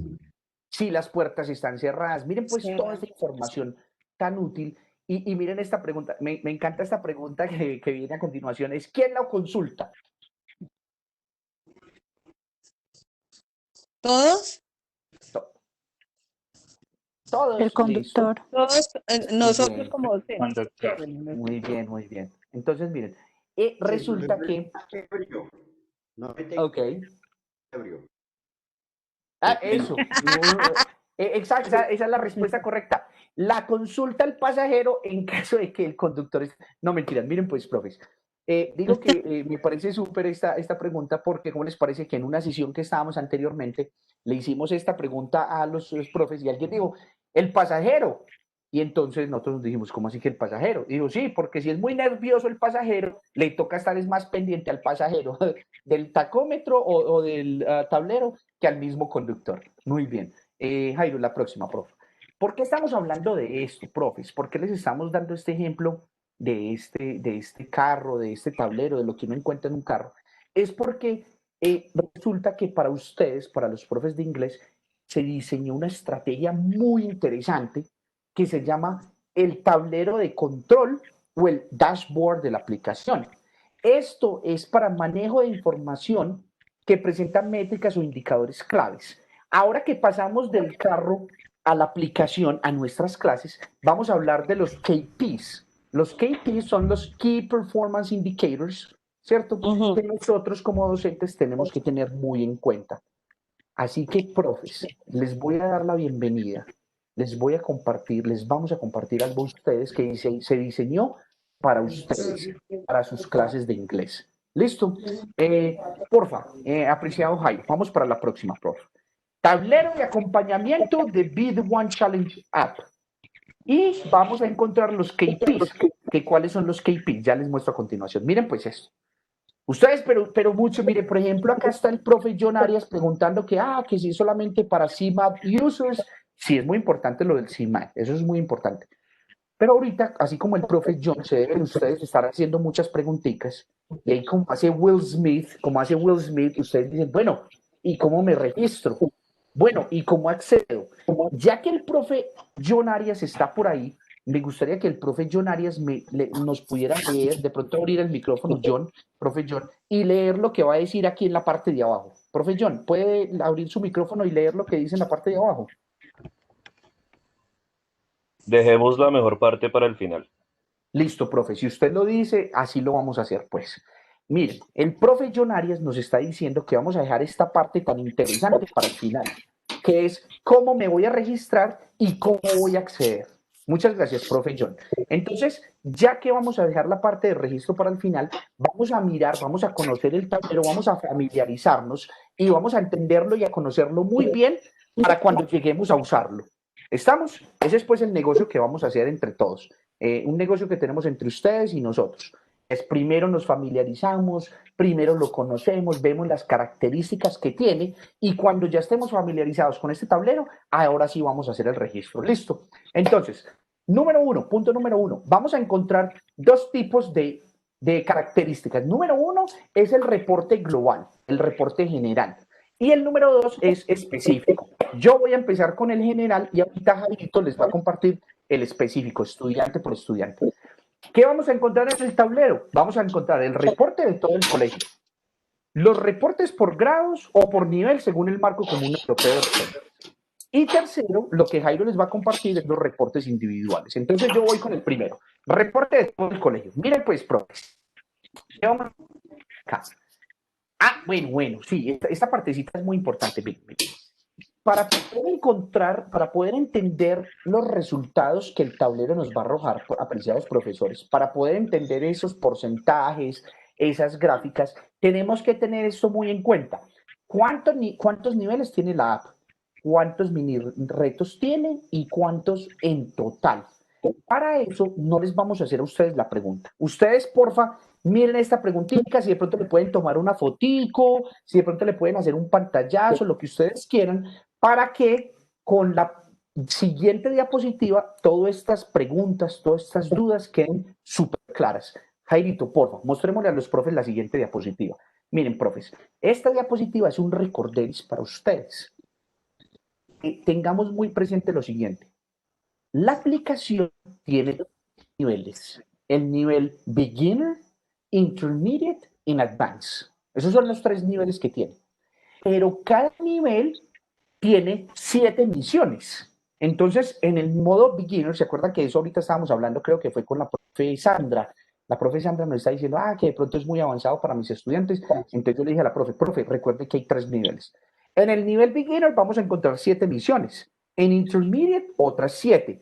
Fue la profe Paula, perdón, profe Paulita. Profe Paula, ya que usted nos escribió acá, que fue usted, me gustaría mucho que usted ahorita fuera parte de lo que vamos a hacer. Mire, profe Paula y compañeros, la aplicación tiene 3 niveles y en cada nivel vamos a encontrar 7 misiones. Es decir, que 7 por 3, 21. Es decir, que hay 21 misiones en totales, ¿cierto? 7 misiones en el nivel Beginner, 7 misiones en el Intermediate y 7 misiones en el Advanced. Y cada uno de estos, cada misión tiene 2 minijuegos que también se llaman retos. ¿Listo? Jairito, no puedo ver si ahí nos está apareciendo el el traffic light para hacerle la pregunta a los profes. Profes, porfa. Listo, ya nos apareció muy bien. Miren, antes de ir a ver el tablero, necesitamos que ustedes nos digan acá en el chat. Verde, si tengo claro el concepto, estos niveles de las misiones y de los minijuegos. Ojo, si no lo entiendo todavía no es muy claro para mí. Entonces, porfa, nos escriben acá, muy bien, ya por acá la profe Julie dijo green, la profe Gloria dijo green, Paula green, ay, qué bien, la profe Paula nos dijo ya que green, muchas gracias, profe Jaime. Verde plus, uy. Jonathan, una pregunta, Sí, es claro, que profe. cuando llegamos al tercer nivel, donde hablan sobre los 2 minijuegos, hablamos de las primeras 2 misiones y ya en las profe, 5 misiones, entonces nos habla solamente de un reto, ¿cierto? Excelente, profe. Muy buena pregunta. Mire, pues, ya iba yo, ya terminar esa partecita. Entonces, recuerde, tenemos 3 niveles, tenemos 7 misiones, ¿cierto? Hay 7 misiones en cada nivel y resulta que vamos a encontrar 9 minijuegos. Pero entonces muchos se preguntan, venga, pero ¿cómo así que 9 mini retos o 9 minijuegos? Sí, porque es que la misión 1 y la misión 2, cada una cuenta con 2 minijuegos. Por lo tanto, aquí vamos a encontrar 4 juegos. y ya 5, 6, 7, 8 y 9, porque las otras, la misión 3, la misión 4, la misión 5, la misión 6 y la misión 7 solamente tienen ya un juego. Profe, muchas gracias por esa pregunta, muchas gracias. Me imagino, profe, ¿quién fue la que nos hizo la preguntita tan importante? Jessica. Profe Jessica, muchas gracias por la pregunta. Ya con esta respuesta y con esta explicación que le dimos, ¿queda más claro, profe Jessica? Sí, muchas gracias, Jonathan. No, es con mucho gusto, mi profe, me alegra mucho. Entonces ya, si usted quiere, por favor, me escribe acá en el tablero green, y eso me va a entender que ya usted entendió. Qué bien, profe Jessica, muchas gracias. Listo, entonces, una vez tenemos claro este concepto del nivel, de los niveles, de las misiones y del número de minijuegos, ahora sí vamos, re-green. Ese profe Mauricio dijo re-green, ese me encanta. Jairo, ahora sí le compartimos a los profes la misión, la diapositiva del tablero. Ahora sí, mis profes, miren pues, una vez tenemos claro ese concepto, el profe John dice que dark green. Muy bien, ese dark quiere decir que es deep, por lo tanto le quedó súper claro. Profe John y compañeros, cuando abramos el tablero y vamos a ver el rendimiento global, vamos a encontrar al lado izquierdo el rendimiento global del grupo. Es decir, que en este momento este grupo tiene el 45%. Y al lado derecho vamos a encontrar de dónde sale ese 45% global. Y ese resultado específico está basado en 3 componentes, ¿cierto? Importante, aquí yo voy a hablar despacito porque yo siempre hablo muy rápido, entonces les voy a contar esto muy despacito. Miren, vamos a encontrar 3 aspectos. Número 1, el peso. Número 2, el desempeño. Y número 3, la participación. Entonces acá, mis apreciados profes, vamos a mirar este grupo en específico, encontramos que el progreso es del 12%. Y cuando hablamos de progreso, hablamos del número de retos realizados. Jairo, ¿se puede devolver, porfa, a la gráfica donde están las guías? Miren, número de retos sobre retos totales. Acá, miren, retos. Es decir, que mis estudiantes con ese 12% ya empezaron a trabajar el nivel beginner y ya han jugado por acá las primeras misiones. ¿Listo? Entonces, progreso, Jairo, el profesor Jairo aquí nos está ayudando a reforzar el concepto. Jairo, volvemos porfa a la gráfica, a la tabla. Entonces, mis profes, acá como ustedes pueden ver, cuando hablamos de progreso, quiere decir el número de retos que nuestros estudiantes han jugado. Este grupo en específico ya ha jugado el 12% de los retos. Y cuando vamos a la siguiente, que es el desempeño, encontramos que el número, miren esta, escuchen, el número de respuestas de los estudiantes, el número de respuestas totales ha sido del 80%, total de respuestas correctas. Es decir que, por ejemplo, los niños ya han jugado 5 misiones y en esas 5 misiones han dado una respuesta correcta al 80%. Y cuando saltamos a ver el último punto, mis apreciados profesores, que es la participación, ahí es donde vemos que ahí vemos el tiempo que se han demorado los niños haciendo el ejercicio. Entonces, por ejemplo, aquí podemos ver que este resultado es del 40%. Les voy a colocar un ejemplo. Yo no soy muy bueno en matemáticas, espero que ustedes sí, pero para los que no somos tan buenos en matemáticas, hacemos el siguiente ejercicio. Si el 40% de participación quiere decir que los niños tenían 10 minutos para hacer la actividad o las actividades, y de esos 10 minutos se demoraron solamente 4 minutos haciendo la actividad. Entonces uno queda como que, bueno, les ha ido bien, no se han demorado todo el tiempo. Los niños de pronto tienen un muy buen nivel de inglés y no se han demorado mucho tiempo, porque miren que el desempeño ha sido muy bueno, el desempeño ha sido del 80%. ¿Les quedó claro esa primera partecita, mis profes?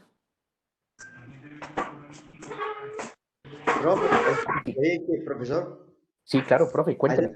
No siempre hay progreso con el desempeño, no siempre. No, a veces, por ejemplo, los chicos tienen desempeño muy bajo, ¿sí?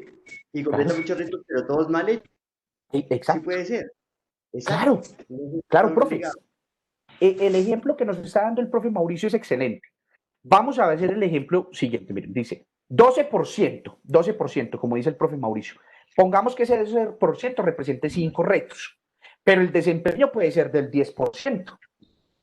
Eso quiere decir que las 5 misiones que jugaron, pues no me les fue muy bien a los niños, me les fue muy regular. O al contrario, profe Mauricio, 12% de progreso y 100% de desempeño. Quiere decir que las 5 misiones que los niños jugaron, las sacaron todas muy buenas. Gracias, profe Mauricio, por eso. Muchas gracias. Jonathan, algo simplemente para reforzar ahí con el ejemplo que hiciste de la participación, profes, que fue un ejemplo muy bueno. Si los estudiantes tienen 10 minutos para completar un minijuego y acá tenemos un porcentaje del 40, quiere decir, como bien lo dijo Jonathan, que se tomaron solo 4 minutos. Entonces lo mismo podemos hacer con el desempeño. Supongamos que 10 preguntas que tenían los estudiantes, como el desempeño está al 80%, quiere decir que 8 respuestas fueron correctas, ¿cierto? Exacto. 8 de 10, básicamente. Muchas gracias, Jairo, por el ejemplo. Nosotros, que no somos tan buenos en matemáticas, siempre hacemos el ejemplo con 10 minutos, 10 preguntas, pero ese es el ejemplo, Digamos que ese 12%, para reforzar lo que dijo el profe Mauricio, ese 12% representa 10 actividades. En esas 10 actividades el desempeño fue del 80%, es decir, que de 10 hicieron 8 buenas. Y tenían 10 minutos para hacerla y no se tomaron los 10, sino que se tomaron 4 minuticos apenas. Muy bien, muchas gracias, profe Jairo y profe Mauricio, por su refuerzo. Sigamos con las que siguen, por favor. Acá está un poquito más claro, más específico lo que estábamos hablando, pero en términos globales. Los estudiantes, 27 retos por estudiantes, y eran 7 estudiantes, quiere decir que acá se jugaron 189 retos. De esos 189 retos, sí, profe, sí, ¿me va a hacer una pregunta? No. Perdón. Tranquila. No se preocupe, profe. Entonces, miren, vamos a ver el número 1, ejemplo número 1. De esos 189 retos que hicieron los niños, ese 189 representa el 16%. De todas las actividades que tienen que hacer, los niños hasta ahorita llevan el 16%. Vamos avanzando, vamos en el primer nivel, vamos arrancando. Muy bien. Miremos la siguiente diapositiva, Jairo, por favor. Es decir, que este grupo ya tiene el 16% de avance. Ahora miremos cómo les ha ido en ese 16%. ¿Cómo les ha ido con esos retos? El desempeño ha sido del 85%. Eso quiere decir que me les ha ido muy bien a los muchachos. Han respondido las preguntas muy bien. Se han quedado corticos en una que otra, pero en términos globales, el porcentaje del 85% representa un valor muy grande.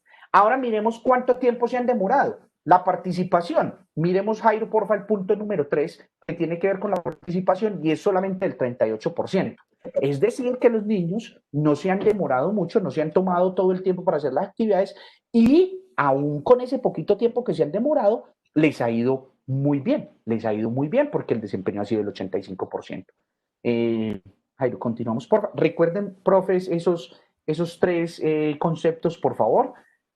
Ahora les queremos hacer la siguiente pregunta a ustedes. Miren, pues. Progreso, desempeño y participación. Profe Mauricio, usted que ha estado muy juiciosito, como todos, pero ha estado pues aquí con la cámara y con el micrófono muy pendiente, ¿nos puede ayudar con esta primera, profe Mauricio, porfa?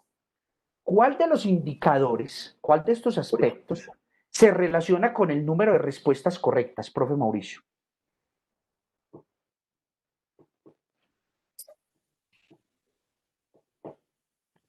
Profe Mauricio.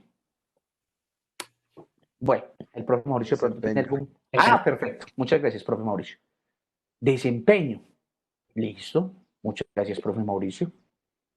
Desempeño. Perfecto. Y todos acá lo han estado haciendo muy bien. Todos nos están respondiendo y todos dijeron que desempeño muy bien. Ahora miremos por ahí esta otra pregunta. Dice, ¿cuál de estos indicadores se refiere al tiempo? Escúchenme, porfa. Al tiempo que los estudiantes gastan por misión. Miremos, pues, a ver. Por aquí ya... La Profe Irma, participación. la profe Julia. Hey, profe, muchas gracias, profe Marcial. El profe Marcial estaba diciendo que es la participación, al igual que todos acá en el grupo. Jairo, miremos por favor cómo nos va. No, profe Muy Marcial bien. está, pero Teacher Marshall is on fire. Y la más difícil, les vamos a hacer la pregunta más difícil a todos. Profe Marcial, esta es la pregunta más difícil para usted. ¿Cuál de estos indicadores da cuenta del total de retos completados? Es lo más difícil. Obviamente el progreso por los retos. Súper, súper bien. Súper. Muchas gracias, profe Marcial. Muchas gracias a todos los que están escribiendo acá, al profe Giovanni, al profe Campo, Hugo Campo, a John, a todos. Muchas gracias porque esto quiere decir que les quedó claro el concepto. Muchas, muchas gracias y estamos muy contentos de que les haya quedado claro el concepto que tiene que ver con las características del tablero. Profe Jairo, continuemos, por favor. Puntos a tener en cuenta con los KPIs, ¿ok? Miren esta balanza que vamos a hacer acá. Jairo, por favor, lo quitamos. Miren esta balanza que vamos a hacer acá. A un lado tenemos esa carita feliz, esa smiley face, pero al otro lado tenemos esa que nos pone como un poquito tristes. Miren, ahora hagan el ejercicio con cada uno de sus grupos. Bajo reporte de participación, alto reporte de desempeño y alto reporte de progreso. Cuando hablamos de bajo reporte de participación, quiere decir que los niños, que los estudiantes, que nuestros estudiantes están haciendo las actividades en un tiempo medido, no se están tomando todo el tiempo, lo cual puede ser muy positivo. Cuando hablamos del alto reporte de desempeño, un porcentaje muy alto, es porque los muchachos están respondiendo las preguntas muy bien y eso nos pone muy contentos. Y cuando vemos un reporte alto de progreso, quiere decir que los niños sí nos están jugando las actividades, que ellos sí están haciendo las misiones, que están avanzando. Eso es muy positivo. ¿Cuándo nos ponemos un poquito tristes? Cuando vemos que el reporte de desempeño está muy bajo. Eso quiere decir que los muchachos están haciendo, como dijo ahorita el profe, creo que fue el profe John, no estoy seguro cuál fue el profe que nos dijo que el desempeño puede ser muy bajito y eso nos puede poner tristes porque no están respondiendo muy bien las preguntas. Y el progreso también nos puede poner muy tristes porque quiere decir que no nos están jugando muchas misiones los estudiantes. ¿Listo? Y la profe Paula, para aclarar esto, ella nos dice que va a usar la nueva palabra que es regreen. Gracias, profe Paula. Jairo, continuamos, por favor. ¿El profe Marcial nos va a compartir algo? Una pregunta al profe. Sí. Los retos no los pueden estar completando en su totalidad. Sí, es verdad, profe. Puede también representar eso, que los niños no están completando los retos, que no los están haciendo. Gracias, profe Marcelo. Y profe Jairo, continuamos, por favor.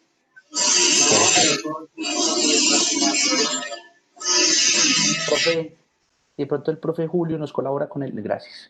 Profe Jairo, continuamos, por favor, con las diapositivas.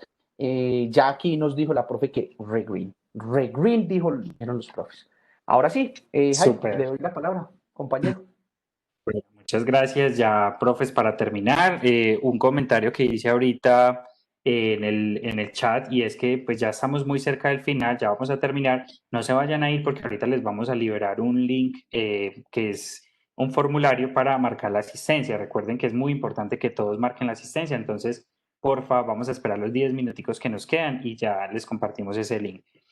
Profes, gracias a Jonathan pues por toda la aclaración. Ya teniendo todo esto, mis profes, vamos a ver rápidamente cómo se puede hacer análisis de los resultados por estudiantes. Y hay algo que tener en cuenta acá. Quería hacer una pregunta. Cuando vemos los retos y hay unos chicos, ¿cierto?, que tienen conectividad, para mí es muy fácil hacer lo que yo mando los mejores, ¿cierto? Pero el interés es que jueguen todos en un grupo, ¿cierto? Claro, profe. Y que dentro del CIMAT, además, ¿cierto? Yo, pues eso lo entiendo y yo lo puedo resolver con la secretaria y que me lo suba a los muchachos que no aparecen. Y me meto al link. Ahora, si de pronto yo puedo comenzar una misión y el chico tiene para la otra clase para realizarla o la tiene que realizar específicamente en ese tiempo. O él le marca el tiempo. Porque ahí estamos. Porque muchas veces la clase no se da, entonces yo le puedo decir al chico, hazlo en tal parte, pero él puede que me copien 15 y 15 no, ¿cierto? Entonces yo voy a tener un bajo rendimiento. Ahí profe, veo. no, profe. Déjame, yo te explico ahí algo. Profe, mira, cada misión está configurada para un tiempo específico, ¿sí? Todos los estudiantes, a usted en los reportes del tablero se le van a subir. Digamos, yo les había dicho al principio, les habíamos dicho que se puede jugar online y que también se puede jugar offline, ¿cierto? Okay. Cuando me refiero a offline es que se puede descargar y hacer el registro en la aplicación. A usted en el tablero de acompañamiento solo se le van a actualizar los que estén jugando online.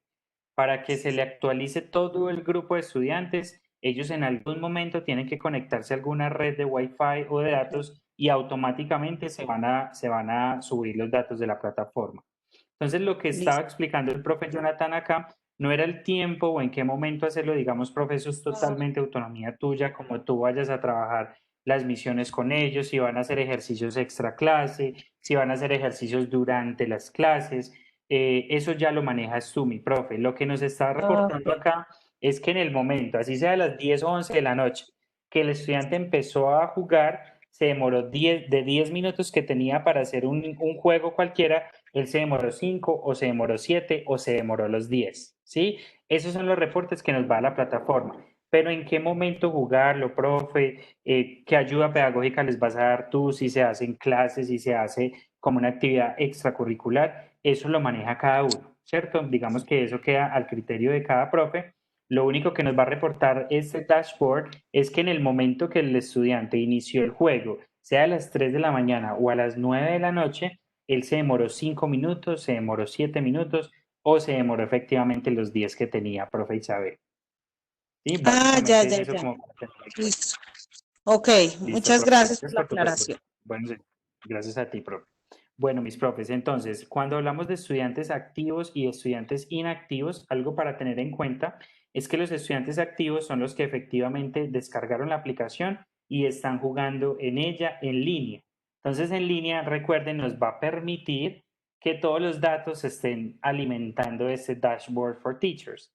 Estudiantes inactivos, por otro lado, mis profes, son aquellos estudiantes que también descargaron la aplicación, que también hicieron su registro, pero que no la están utilizando, ¿sí? Entonces, mire que todo esto nos va a permitir saber esas cosas. Otro estudiante inactivo es aquel que está jugando fuera de línea, pero como les acabamos de decir y como veo que el profe Jonathan está escribiendo en el chat, una vez que el estudiante se conecte otra vez a Internet, se va a activar porque todos los datos de lo que él ha jugado se van a cargar automáticamente al dashboard for teachers, ¿de acuerdo? Entonces, como para tener en cuenta Para los estudiantes profes. activos. Perdón, apreciado Jairito, ahí la palabra clave para los profes es sincronizar. Es decir, profes, el estudiante, yo tengo la aplicación, pero no tengo internet en estos momentos, listo, pero estoy jugando la aplicación, me jugué la misión 1 y la 2, por ejemplo, ya terminé de jugarla, y una vez yo me conecte a internet, mi celular se conecte a internet, tenga datos, consiga, se sincroniza la información de inmediato y ahí mismo en el dashboard nos aparece a nosotros. Ya tal estudiante lo aplicó, ya lo jugó y ahora estos son los resultados. Perdón, Jairito. Tal cual. Muchas gracias, Jonah. Perfecto. Bueno, mis profes, entonces vamos a ver aquí rapidito. Les habíamos comentado, esto ya es un reporte como tal por estudiante. Estos nombres que estamos usando acá son nombres creados para este ejercicio, no pertenecen a ningún estudiante real. Por ejemplo, tenemos a Sara Martínez, a Diego Castro y a Lady Vanessa. Sara, por ejemplo, está en 16º de su institución educativa, que es la Normal Superior de Bucaramanga, CDA, por así decir. Entonces, mis profes, algo muy importante que va a pasar acá es que vamos a tener, digamos, el resultado, vamos a tener la información muy clave a qué grado pertenece cada uno. Y esto es muy importante para profes porque uno va a descargar el reporte de los estudiantes que están efectivamente en su grado, ¿sí? Uno no va a descargar un reporte de un grado con el cual uno no tiene nada que ver, sino que yo quiero hacerle seguimiento es a mis estudiantes. Entonces, eso nos va a permitir este tablero de acompañamiento para profes. Asimismo, mis profes, yo voy a poder seleccionar el curso para descargar el reporte o, como bien lo decía Jonathan anteriormente, yo también puedo descargar un reporte por nivel. Entonces, por ejemplo, todos los estudiantes de la institución educativa que están jugando en el nivel A1, yo puedo descargar ese tipo de reporte y hacerle un seguimiento. O, por ejemplo, todos los estudiantes de la institución educativa que están jugando con el nivel Advanced, o sea, los que están en B1, yo quiero descargar para ver cómo van. Entonces, yo como profe tengo acceso a todo eso. Algo muy importante, mis profes, es que todos estos informes se pueden exportar a Excel para que usted los analice en su computador, para que los analice en una reunión con el área de profes de inglés o con el coordinador o con el rector o rectora. Entonces, todo esto nos va a permitir el tablero de acompañamiento. Mis profes, algo clave. Vamos a darle aquí en este ojito que nos va a salir acá para abrir la información de, en este caso, Sara Martínez y mostrarles cómo se ve, digamos, todos los datos que tenemos disponibles de Sara. Entonces, mis profes, tenemos a la estudiante Sara Martínez que está en 10º en el grupo 6 del grado 10º de la Institución Educativa Normal Superior de Bucaramanga. Sarita Martínez presenta esto, un progreso de 40%, un desempeño del 81% y una participación del 53%. Entonces, ¿qué podríamos decir acá, mis queridos profes? Que Sara, recuerden que tenemos 3 niveles, ¿cierto? Y en cada nivel hay 9 retos o minijuegos, ¿sí? Y tenemos misiones en cada juego, en cada nivel. Entonces, si Sara va al 40%, mis profes, quiere decir que cada nivel, si son 3 niveles, el beginner, el intermediate y el advanced, me dice que Sara va al 40%. La pregunta es, ¿en qué nivel va Sara? ¿En el primero, en el segundo o en el tercero? Tengamos en cuenta que sobre 100, cada nivel representaría 33% más o menos. Y nos dice que Sara va al 40%. Entonces, ¿será que Sara está jugando el primer nivel o estará ya en el segundo? ¿Qué piensan ustedes, profes? No sé si alguien nos ayuda. Ok, profe Rodrigo. Perfecto. Profe Rodrigo, profe Ana. Profe, recuerda que cada nivel equivale al 33% y Sara va al 40%. O sea que en este momento ella ya está jugando en el nivel intermediate. Muy bien, profes. Ahora, profes, el nivel de Sara, el desempeño de Sara está al 81%. ¿Eso será un desempeño positivo o no tanto? ¿Qué creen ustedes? Sí, lo ha hecho. Claro. Muy bien, Claro. ¿cierto? Recuerden que en la carita triste que nos mostró Jonathan ahorita, cuando hablamos de un desempeño inferior, exacto, profe, cuando hablamos de un desempeño inferior al 60%, sería carita triste, porque el estudiante de 10 preguntas, 5 las responde buenas, 5 las responde malas, pero en este caso, de 10 preguntas, Sara responde 8 correctamente, lo cual es un muy buen desempeño. Ahora, mis profes, hablando de participación, Sarita se está tomando 5 minutos de 10. ¿Esto es un buen tiempo o más o menos? ¿Qué creen ustedes? Para mí, mis profes, es un muy buen tiempo, para la profe Jessica también. Pero recuerden lo que decía Jonathan ahorita, es un muy buen tiempo siempre y cuando el desempeño sea bueno. Porque si nos encontramos con que Sara se está demorando 5 minutos, pero responde casi todo mal, habría que hacer un análisis. De pronto Sara está haciendo las cosas de manera apresurada, no está leyendo bien los ejercicios o está respondiendo aleatoriamente para que tengamos todas esas cosas en cuenta. Súper bien, mis profes. Mis profes, ahora les pregunto, con este reporte que tenemos acá de otro estudiante, pongámosle Leonardo Santa, ¿sí? Del Colegio María Inmaculada de Armenia. Entonces yo les pregunto, teniendo en cuenta estas barritas y que acá tenemos cada una de las competencias que evalúa la aplicación, ¿en qué le va mejor a Leonardo? ¿En qué le va mejor a Leonardo, mis profes? ¿En qué es más fuerte Leonardo? ¿Creen que él tiene más fuerza y que creen que Leonardo debe trabajar más? Jessica dice reading comprehension, ok, profe, muy bien, lectura crítica, lectura inferencial, uso interactivo del inglés le va muy bien, ¿cierto? Profe, perdón. Si de pronto el profe Julio nos puede ayudar, porfa, con el micrófono. Profe Julio, muchas gracias. Está abierto el micrófono del profe Julio. Perfecto. Profe Julio, muchas gracias. Gracias. Listo, mis profes. Entonces, por acá me dicen súper bien que el uso interactivo del inglés es lo que más fuerte tiene Leonardo. Y si miramos las barras más bajas, en este caso el conocimiento lexical, profe Marisol, el conocimiento lexical es lo que más debe trabajar. Entonces, profes, miren todas las bondades que tiene la aplicación y el Dashboard for Teachers. Nos va a permitir hacer todo este tipo de análisis y mirar en qué le va mejor a mi estudiante y así mismo yo poder guiarlo en lo que él más debe trabajar. Entonces nos parece que es fundamental, mis profes. Profes, ¿cómo vamos ahí? ¿Vamos bien? Ya vamos a terminar, mis profes. Por ahí hemos visto que en el chat todos han escrito, que todos han participado, entonces asumimos que todos están en green colors. Súper bien, mis profes. Muchas gracias. Mis profes, acá para tener en cuenta, tenemos otra estudiante, tenemos a la estudiante Yolanda Rodríguez, del grado 9º, y está jugando en el nivel A1, que es el primer nivel. Ahora les pregunto, ¿en qué le va mejor a Yolanda? ¿Cuál es la misión o la competencia que Yolanda más tiene desarrollada, teniendo en cuenta el desempeño? ¿En qué le va mejor a Yolanda, mis profes? Alguien que me ayude ahí rapidito. Progreso, desempeño y participación. ¿Cuál desempeño es el más alto de Yolanda, profe? Uso interactivo del inglés. Muy bien, mis profes. En el uso interactivo del inglés tiene un desempeño del 93%, o sea, de 10 preguntas, 9 correctas. Eso está muy, muy bien, ¿cierto?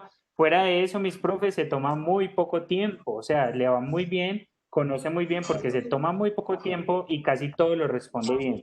Ahora, el progreso, ahí va, ¿cierto? Apenas está empezando porque va al 33%, ¿cierto? O sea, culminó el nivel A1.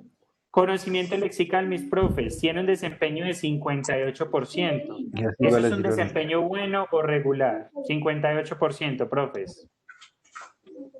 ¿Bueno o regular? ¿Qué creen? Regular, profe Ana del Pilar, súper bien.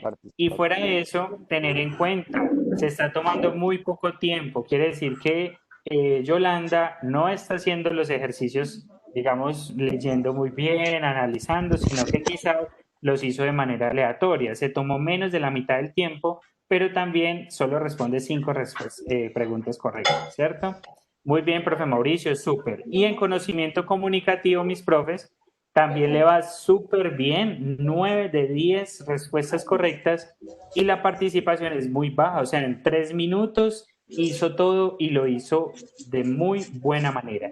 Entonces, esas cosas son importantes para tener en cuenta, mis profes. El tiempo, la idea es que sea bajo. ¿Y por qué creen que el tiempo es importante, mis profes? Recuerden que todo esto es preparación también para Saber 11. Y en Saber 11 ellos van a tener un tiempo límite para responder cada una de las preguntas. Entonces, digamos que es irrelevante el tiempo cuando lo hacen todo muy bien. Pero cuando no lo hacen, digamos, muy bien, hay que empezar a trabajar también eso. Quizás se está tomando muy poco tiempo, entonces no está leyendo muy bien, ¿cierto? No está leyendo muy bien.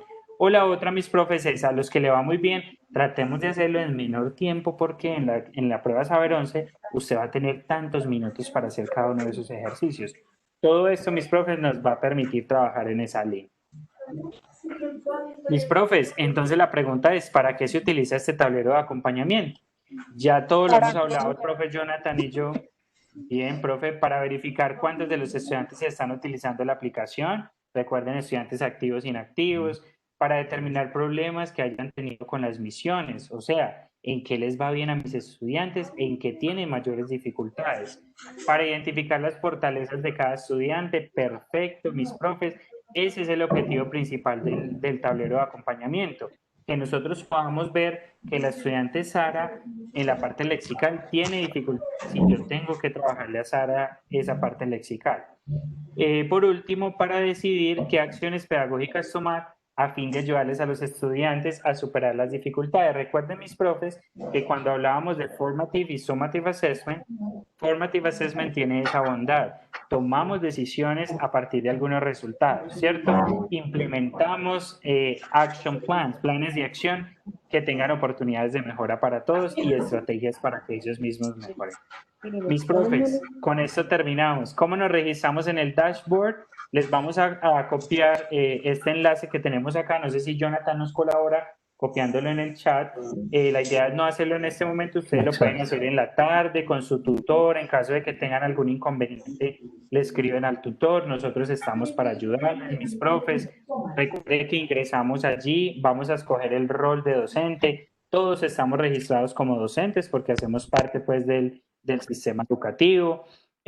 Vamos a confirmar. Recuerden que si hay algún problema, mis profes, tenemos un correo que es una mesa de ayuda. En este momento está muy fortalecida. Tienen muchas personas trabajando allí en resolver todas estas inquietudes. Entonces vamos a escribir a un correo en caso de que haya alguna dificultad. Señora. Sí, en este momento me tengo que retirar. Tengo una cita médica y es video, entonces debo retirarme. ¿Listo? Gracias a todos, a mis compañeros, ojalá nos veamos para jugar. Y muchas gracias a ustedes. Dale, profe. Muy bien. Profes, recuerden que este registro es un registro diferente al registro en la plataforma, en la aplicación. O sea, esto no tiene que ver con la aplicación, sino que vamos a entrar directamente a una página web, ¿sí? En esa página web es como una plataforma tal cual como la que usamos nosotros en Inspiring Teachers, pero esta es del Ministerio de Educación específicamente para este tablero de acompañamiento y nos vamos a registrar con el número de documento, con la Secretaría de Educación a la cual ustedes pertenecen y allí muy intuitivamente vamos a seguir paso a paso cada una de las indicaciones, mis profes.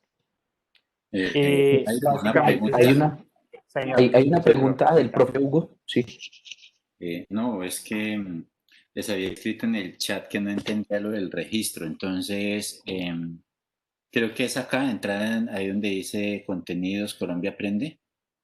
Sí, señor, es una página, profe, no es en la aplicación, sino un portal web, ¿sí? Como una página, pues, del ministerio.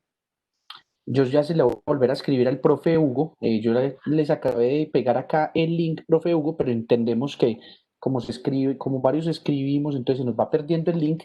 Pero mire, profe, le acabé de compartir el link donde dice contenidos.colombiaaprende.edu.co. Ahí usted, profe Hugo, va a poder acceder a la plataforma en la cual usted se registra. Se registra con su información como docente, pues, de la institución educativa donde usted trabaja. Y algunos profes nos preguntaban, pero yo ya me registré. Listo, profe, los que ya se registraron por este mismo link ingresan, pero esta vez ya es para acceder, porque ustedes ya tienen toda la información ahí. ¿Listo? Listo, perfecto, profes. Entonces ya saben que igual, profe, si necesitan soporte, cada uno tiene un tutor encargado en su grupo, en su región. Nos escriben, profes, que todos nosotros tenemos esta información muy clara para saber brindarles pues el soporte que ustedes necesiten. Mis profes, Jonathan ya les compartió el link. Cuando estén allí, como les digo, va a ser todo de manera muy intuitiva. Vamos a escoger que somos profesores, vamos a ingresar nuestro documento y vamos a escoger la Secretaría de Educación a la cual pertenecemos y allí vamos a poder seguir adelante con el proceso de inscripción. Profes, como hemos resuelto todas las preguntas pues en el transcurso de la sesión, en este momento a través del chat les vamos a liberar, mis profes, la encuesta para, digamos, el formato de asistencia. Es un formato de Google, ya les vamos a copiar el link acá. Yo voy a dejar de compartir pantalla por un momento. Simplemente dan clic en ese link que les vamos a compartir, mis profes, y cada uno pues llena sus datos para que completen la asistencia y nosotros poder enviarle el reporte al tutor de su grupo y que así les marquen pues la asistencia como que estuvieron acá todo el tiempo muy juiciosos. Entonces ahí se los enviamos, mi profe, no es sino que le den clic a ese link, que completen el formato de asistencia y con eso mis profes ya nosotros les pasamos ese reporte a cada uno de sus tutores. No sé si Jonah tenga algún Agradecerles, comentario. agradecerles enormemente. El profe Hugo, perdón, el profe Hugo. Sí. Profe Hugo.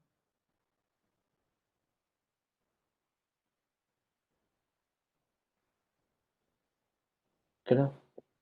No. Profe Hugo, usted nos quiere compartir algo, profe. No. Apreciado Jairo y apreciados compañeros, para nosotros fue un placer, una delicia haber estado con ustedes, por su actitud tan positiva, por su energía, por su participación. Les agradecemos enormemente por todo, esperamos que hayan disfrutado de la sesión, que hayan disfrutado de los temas, que todo les haya quedado muy claro. Y como les compartió Jairo, recuerden que ustedes tienen sus tutores, porfa, si algo no les quedó claro, recuerden que tienen 2 amigos, 2 compañeros, 2 servidores por acá en el Quindío, para lo que necesiten con muchísimo gusto. Que estén muy bien, profe. Bueno, profes, tutores, sí, señor. Muchísimas gracias. En nombre de todos mis compañeros docentes queremos agradecerles esta amable tutoría y esperamos que el gobierno, sincronizando con ustedes, pueda seguir implementando esas estrategias learning by doing, que son muy significativas para el aprendizaje, el avance del inglés, el cual ha sido, como les dijera, ha tenido esa necesidad de avanzar por cuanto es un idioma diferente al materno. Les agradecemos. Claro, muchas gracias, por esas bellas palabras. Y bueno, yo creo que ya para ir terminando, exacto, resaltar las palabras del profe John y también contarles que por profes como ustedes, como el profe John, que toman todo esto que se diseña para ustedes de esa forma tan positiva, es que podremos seguir avanzando en este programa y en todos los proyectos que se vengan adelante para los profes de inglés. ¿Listo? Profes. Señor. Profe. Sigo esperando una respuestica de ustedes con respecto a lo de la asistencia. O sea, ¿dónde me registro para lo de la asistencia a la reunión? Profe, sí, señor, profe, en el chat acabo de enviar nuevamente el link. Simplemente le da clic ahí, profe, pero y eso lo va a llevar a un formulario. Eso desaparece en un momentico y no, o sea, casi no permanece ahí nada. Y entonces no he podido acceder al link para registrarme. Pues lo de la asistencia. ¿Quién es? El profe Hugo, ¿cierto? Sí. Profe Hugo. Profe, en este momento le volvimos a enviar el link. Solamente ahí en el chat, profe, dele clic y ya está, profe. Chat. En el chat de acá de la plataforma, le da clic ahí y ya, profe, automáticamente lo lleva al formulario. Le agradezco mucho al profe Hugo también por haber estado. Estamos muy contentos. De verdad que no tenemos ni palabras para describir lo que estamos sintiendo en este momento. Muchas gracias, profes. Gracias, profes.